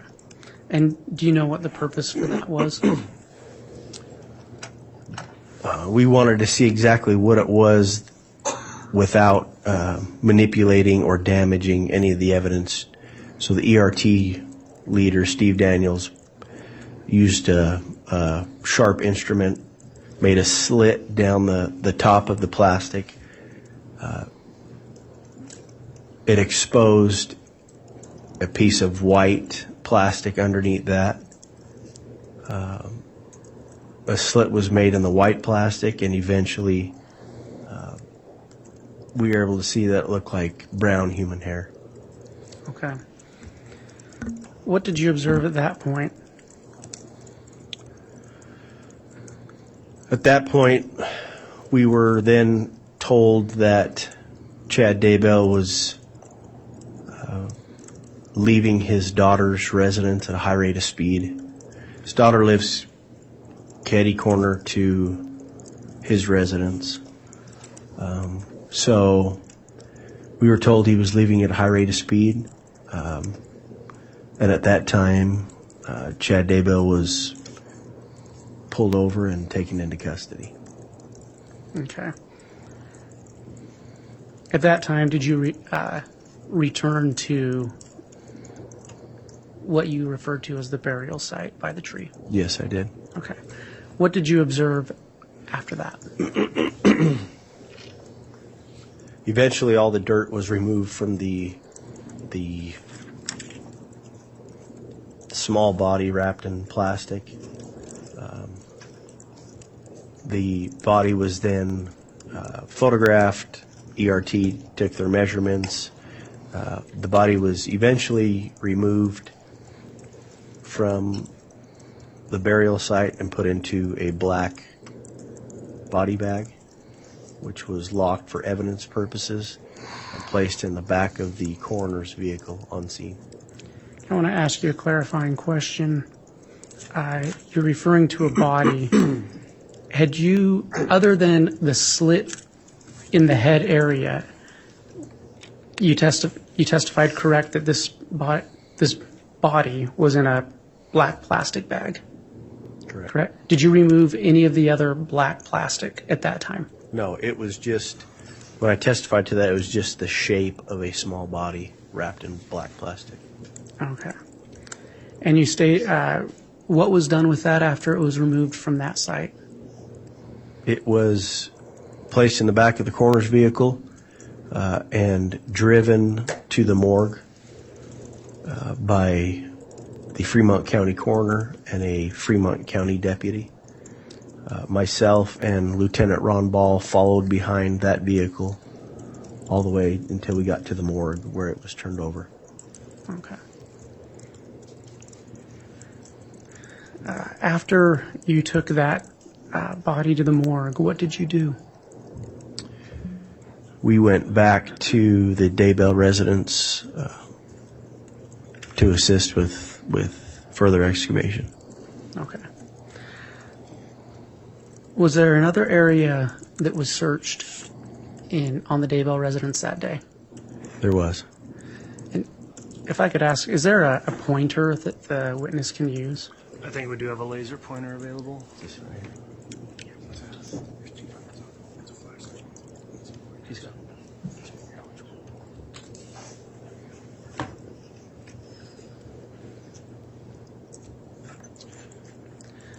For the record, Mr. Wood, when there is pointing, if you would just verbally describe what's being pointed at, that'll help it be clear later when it's read.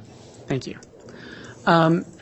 Detective, before we move on, can you use the pointer to point to the area we've recently been discussing?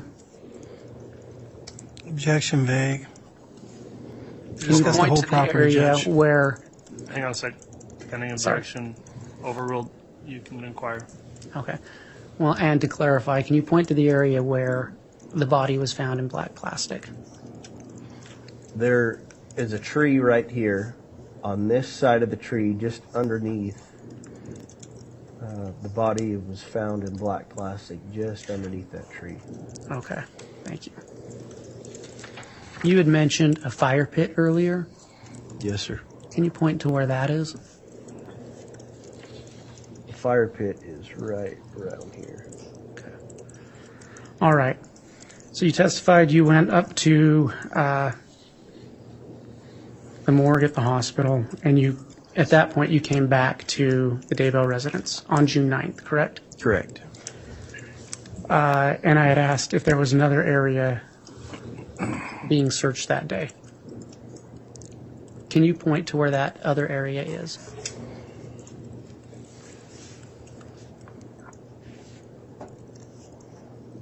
Right here. Okay. Could you describe that, Mr. Yes. Wood, please? Can you describe where you're pointing? So, through the course of our investigation, it was brought up that that was known to the Daybell family as the pet cemetery. And they described the pet cemetery as having a little black dog statue that was right next to the pet cemetery, so that's how we knew it as the pet cemetery. And here there's a black dog statue, and so this was the pet cemetery area. Thank you. And what did you observe when you returned from the morgue?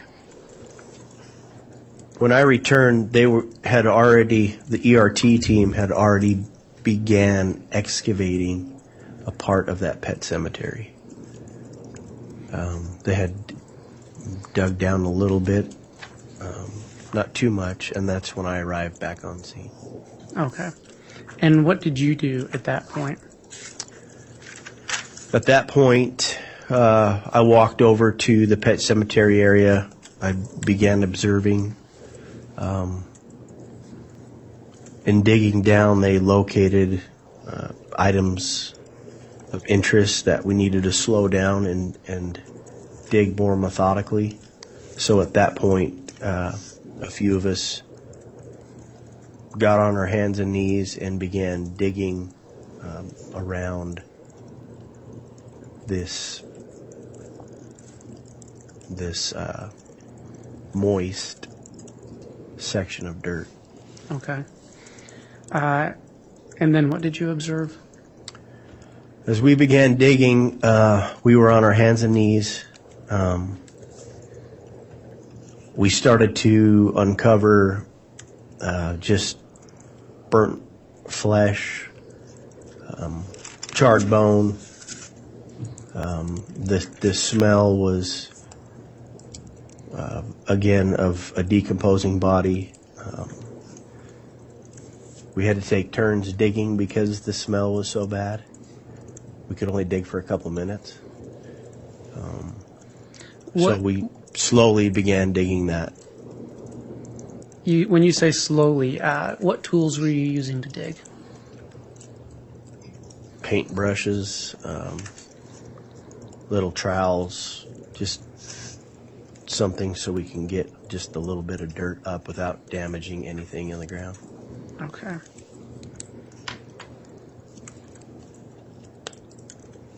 And what did you find in that spot? Eventually, we uncovered bits and pieces of Tylee, who we assumed was Tylee, that had been burned. There were pieces of bone, like I said, charred flesh.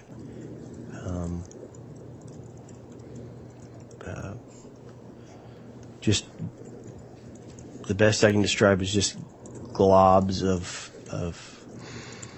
flesh that were falling apart. Okay. And did you keep digging down? We did. Did you find anything further? Once we removed some of that, underneath there was another round glob of, and sorry for that's the best way I can describe it. Just burnt flesh, bone, all kind of what appeared to be put in a green bucket.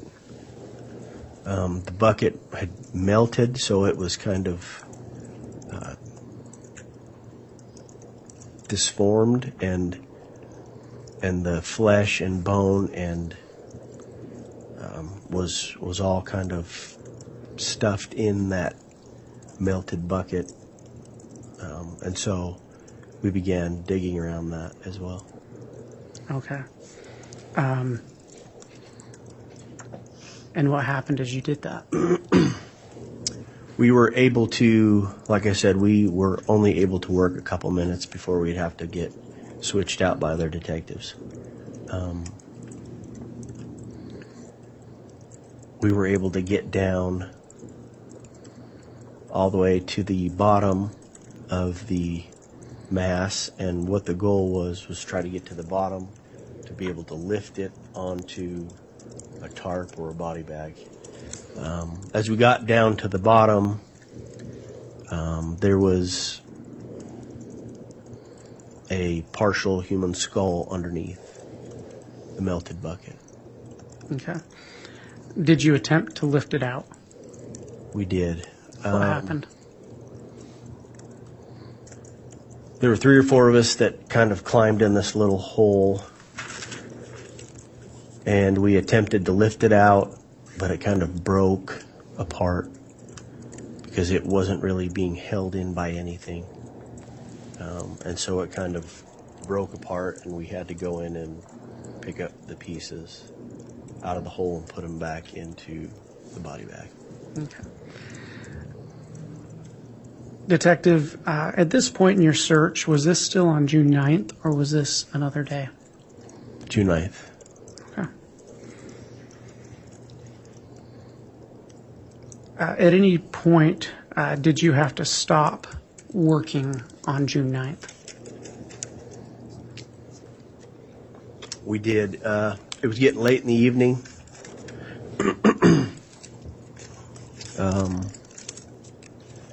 And so we ended up just deciding to secure the scene and be done for the day. Okay. And when you say secure the scene, what did that mean? Well, the scene was roped off with crime scene tape. There were several officers from Rexburg Police Department, Fremont County Sheriff's Office, that were scheduled to be there all night to watch the scene. We had 2 big light trucks that were given to us by the fire department, also Fremont County Sheriff's Office, to illuminate the scene all night to make sure that the scene wasn't compromised throughout the night. Okay. And so the search continued on June 10th. Correct. What did you observe on June 10th? We went back to that second burial site where Tylee was buried. Continued to excavate, get all the pieces and parts out of that hole that we needed to get out. We dug down once we got all the pieces and the bones and flesh out of the hole. We dug down a little further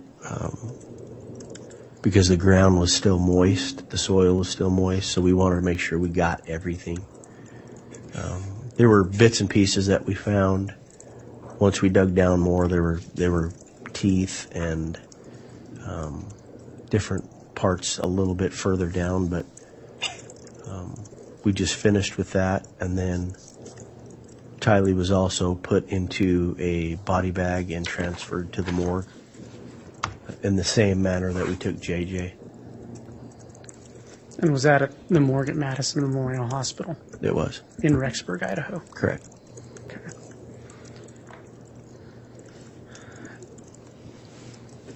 After those remains you've discussed were recovered, what was the next part of your investigation?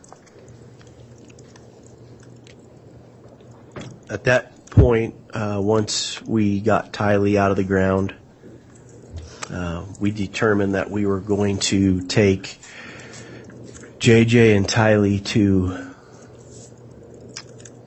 the Ada County Coroner's office to get ready for an autopsy the next day. So at that point, they were picked up. JJ and Tylee were picked up from the morgue by the Fremont County Coroner Brenda Dye and Detective Kai Kamanu, who drove the coroner's vehicle, and myself and Lieutenant Ron Ball followed behind that vehicle all the way to Boise, where they were dropped off at the Ada County Coroner's office. And I'm sorry, what date was that? That was June 10th. Okay. Did anything else happen on June 10th? No. Okay. Your Honor, can I have a quick sidebar? Yes.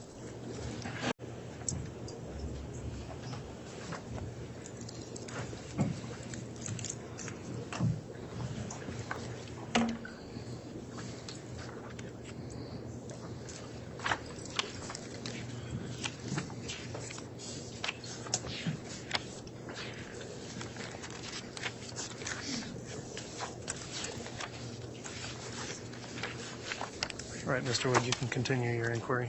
Thank you, Your Honor. I'd ask that the witness be handed what's been marked as State's Exhibit 10B through 10L.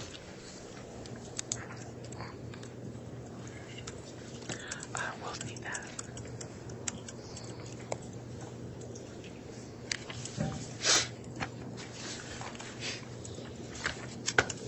Detective, if you can review those and let me know when you're done.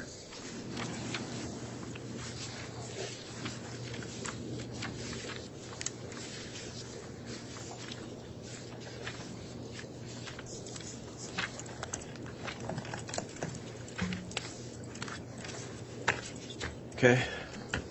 Do you recognize those documents? I do. What do they purport to be? Photographs taken that day at the search warrant at Mr. Daybell's property. What day was that? June 9th, 2020. Okay. And you were present that day? That's correct. All right. And do you recognize each of those individual photos? Yes. Are they true and accurate representations of what you witnessed that day? They are. Your Honor, the state would move for admission of State's Exhibit 10B through, I believe, through L. Any objection? May I have voir dire, Nate? You may. So 10B, that is a photograph of, what is that? What is that? That's the front of Mr. Daybell's residence. Okay. And you didn't take that photograph? I did not. But you recognize the front of the residence? That's correct. 10C, what is that? That is a photograph of the fire pit.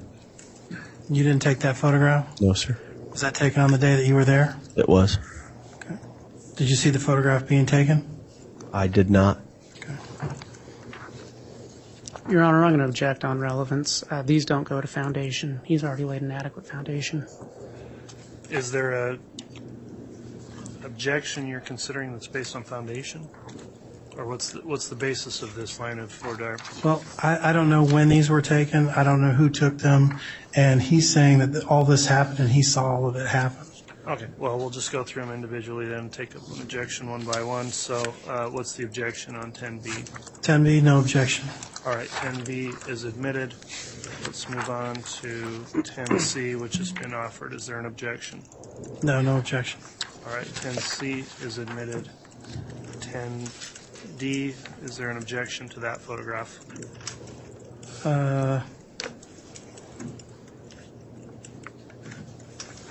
No.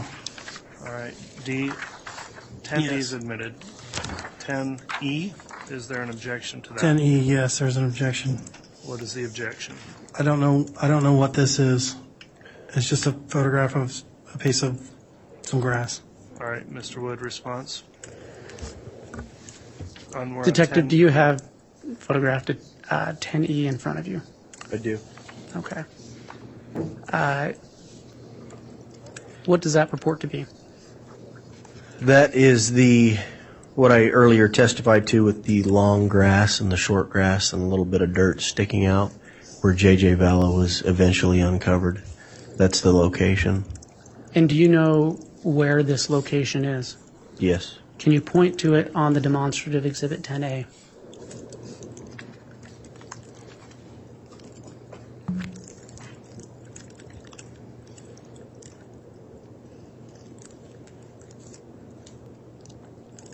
Right there. Okay, and what are you pointing at? It's just the east side, northeast side of the tree next to the pond area. Okay, and the image depicted in 10E, you saw that with your own eyes? That's correct. Is that a true and accurate representation of what you witnessed that day? Yes, it is. State moves again for admission of 10E. Any objection? With that foundation, Your Honor, no objection. All right, thank you, Mr. Thomas. So 10E will be admitted. Let's next look at 10F. Is there an objection to that? There is, Your Honor. I don't know what that is either. All right, Mr. Wood, if you'd lay some extra foundation on that one, please. Detective, do you have State's Exhibit 10F in front of you? I do. What does it purport to be? That's the exact same location as 10E. except with the topsoil uncovered. Okay. And is that a true and accurate representation of what you witnessed that day? It is. Thank you, Your Honor. Based on what he's just stated and the foundation he laid for the previous photograph, we'd move for the admission of, what number are we on? 10F. 10F. Any objection? Yes, Your Honor. I may have my dear in need of an objection. Briefly, Mr. Thomas, yes. Thank you. So you indicated that you were working at the fire pit, which would have been 10C, when other people were working on the burial site of JJ. Is that correct? No, that's not correct. Okay. So I was working at the fire pit. Then we were called down to the area of the pond area because they had located that original spot from 10E. So when I got there, that's when I got there is 10E.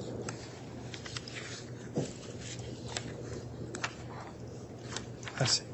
Okay, and you remained there throughout the time that when they found what was purported to be JJ's body? That's correct. Okay, I have no Your objection, Your Honor. Honor, Okay. to the remainder All right, no of the objection then to the remainder. exhibits. All right, so, and correct me if I'm wrong then, Mr. Thomas, without objection, 10F will be admitted, 10G, 10H, 10I, 10J, 10K, and 10L are all admitted into evidence.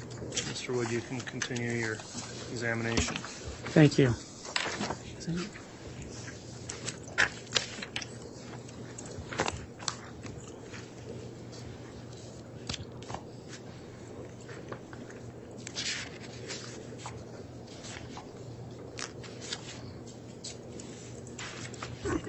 Detective, can you describe what you observed in State's Exhibit 10B that morning? That's the front of Mr. Daybell's residence. He was parked in a vehicle just in front of this vehicle backed in. So that's not the vehicle that Mr. Daybell was sitting in, but parked in front of that one backed in. Okay. And is that the area where you went, where you observed him looking over his shoulder? That's correct. And you testified that you went to that same location to see where he was looking, correct? Correct. Can you use the pointer and show what you saw when you did that? So when I was standing next to Mr. Daybell's vehicle, it was in this location here. Everybody see that pointer? Your Honor, I wonder if we could dim the lights a little bit. Yes.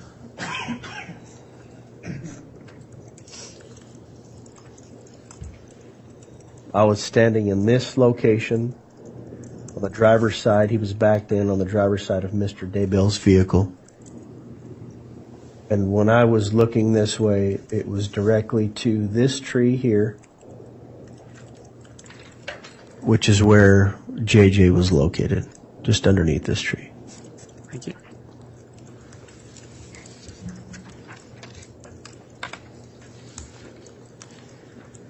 Detective, what did you observe in State's Exhibit 10C?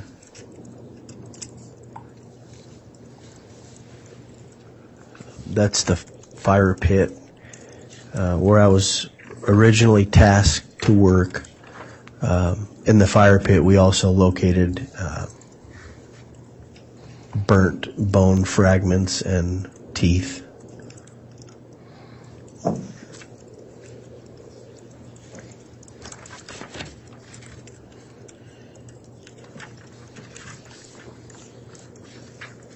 What do you observe in State's Exhibit 10D?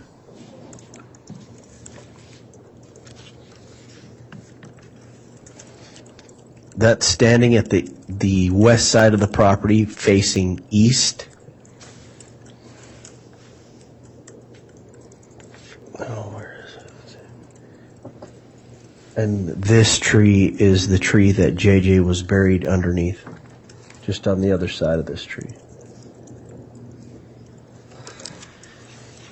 Your Honor, I'm concerned that the pointer isn't very visible. We probably have another one. Is there a backup pointer we've got? Maybe.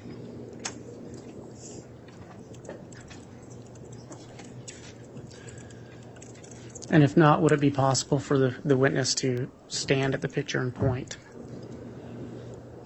If you'll give us just a moment, I think we can get one rounded up here.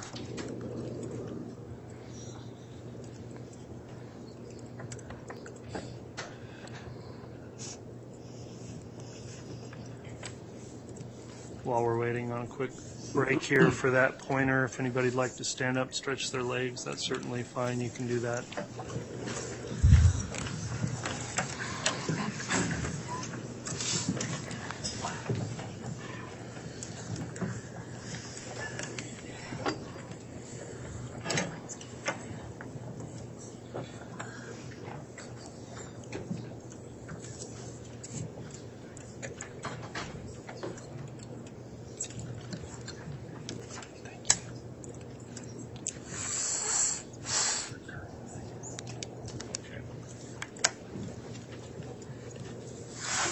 All right, thank you. Please be seated.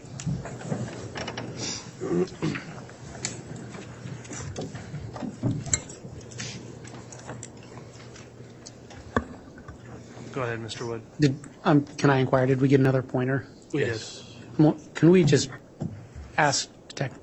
Okay, that's much better, thank you. Yes. I appreciate that. All right, Detective Hermosillo, I'm going to ask again, what did you observe in State's Exhibit 10D? This is standing on the west side of the property facing east. The tree in the photograph is where JJ was buried underneath. And he was just buried right underneath, right there where that pointer is. Okay. Pointer is, I'm sorry.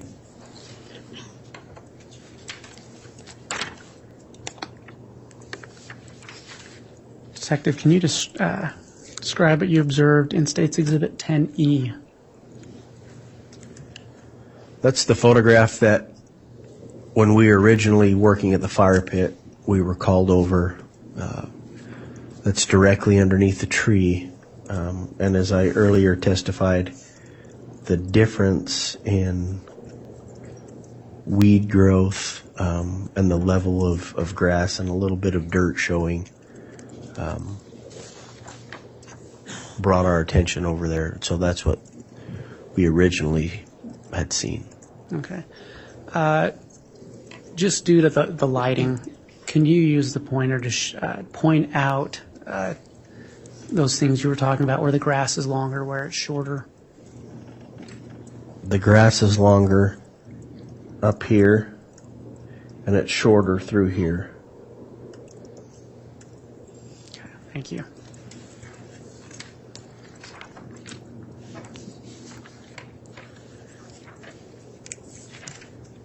What did you observe in State's Exhibit 10F? This is a photograph of after we had removed the topsoil. You can see we started to, just the first little layer of topsoil, once it was removed, you could see the beginning of the white rocks starting to protrude through the top of the dirt there.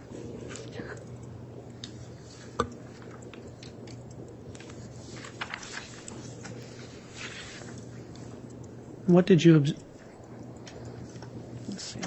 observe in State's Exhibit 10G?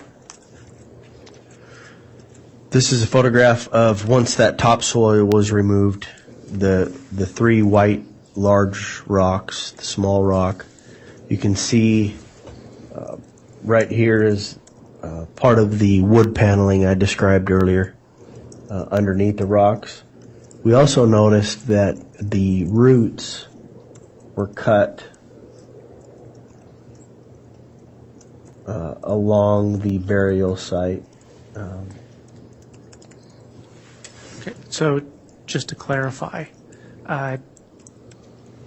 the excavation team did not cut those roots? That's correct. They were already cut. Okay.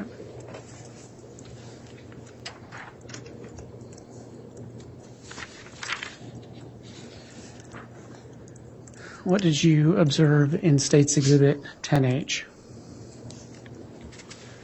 This is a photograph once we remove the large white rocks, the wood paneling that was underneath them, thin wood paneling. Okay. You had testified earlier about a smell. Correct.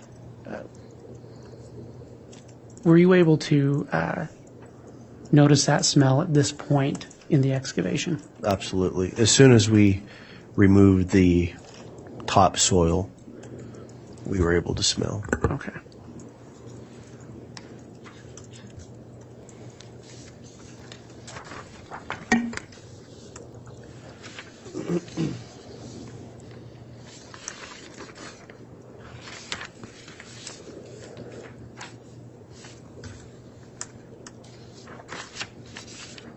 What did you observe in States Exhibit 10I?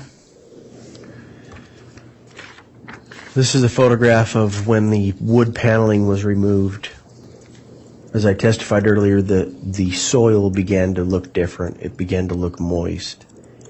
And we started to see that black plastic round object starting to show through the dirt. Can you use the pointer to point out that? So black this is plastic? the moist soil that we started to see, and this is the black round plastic that started to come through.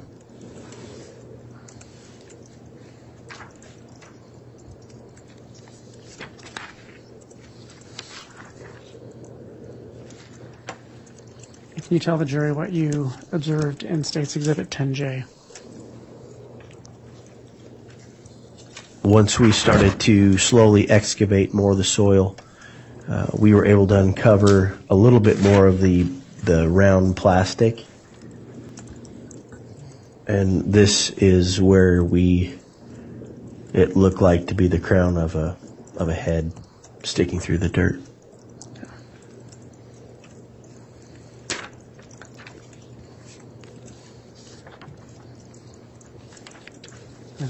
What did you observe in States Exhibit 10K? Once we saw the crown of the head sticking through the dirt, a small, sharp instrument was used to cut through the plastic, just enough to expose what was underneath. After we cut through the black plastic, there was another layer of white plastic underneath that. We cut through that, and that's when we were able to see what appeared to be brown human hair sticking out from the white plastic. So there's pieces of hair on top of the white plastic that fell off of the head. Also, you can see part of the black plastic starting to take shape in the burial site.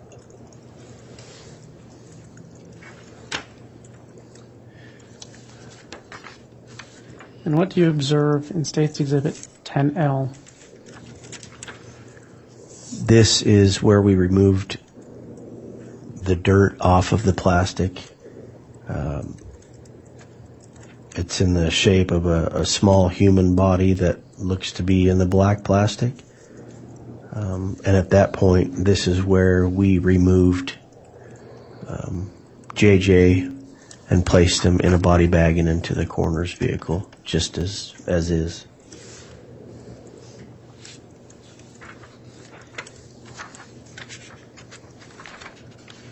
And what did you observe in States Exhibit 10M? After we removed JJ, there was still moist soil. Counsel, I apologize. Which exhibit are we on now? 10M? We stopped at L, I think. Oh.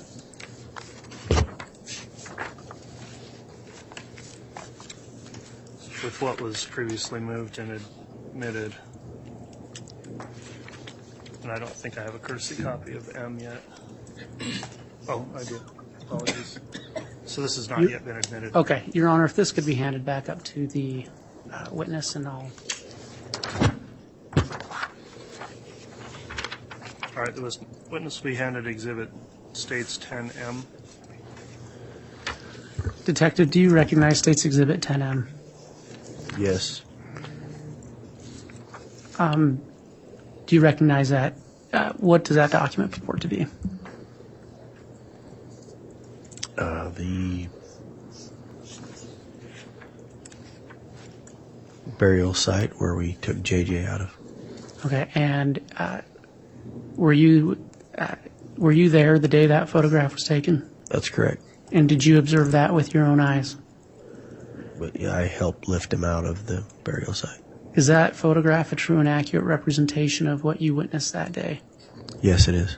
Your Honor, the state moves for admission of State's Exhibit 10M. Any objection? No.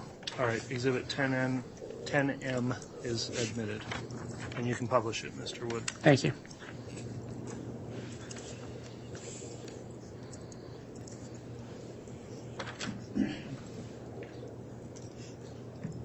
Detective, what do you observe in State's Exhibit 10M? That's the moist soil that was underneath JJ once we removed him. That's just from the body breaking down, body decomposition. So we dug further than that moist soil just to make sure we got everything, and that's what that's a photograph of. Okay. Did you find anything else buried there? No. Okay.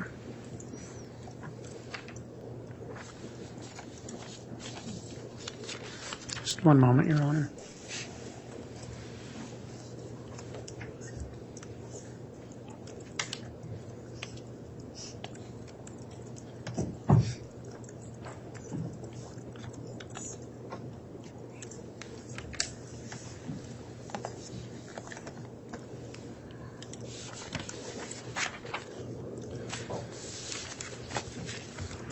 Counsel, let me have a brief sidebar, please.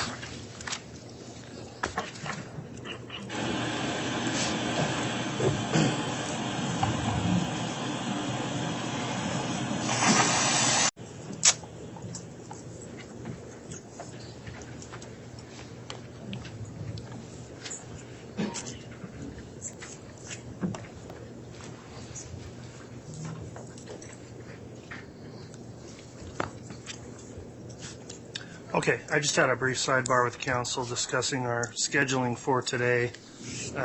Given the nature of the evidence we're about to go into and the time of the day, I'm going to suggest that we end up taking our lunch break at this time. We'll take a little longer lunch than typically we would, so we'll try to start back up here at 12:45, so a little over an hour, and we will be in recess until then. So please rise for adjournment. Go to CourtTV.com for more content, trials on demand, and to find out how to watch Court TV in your area.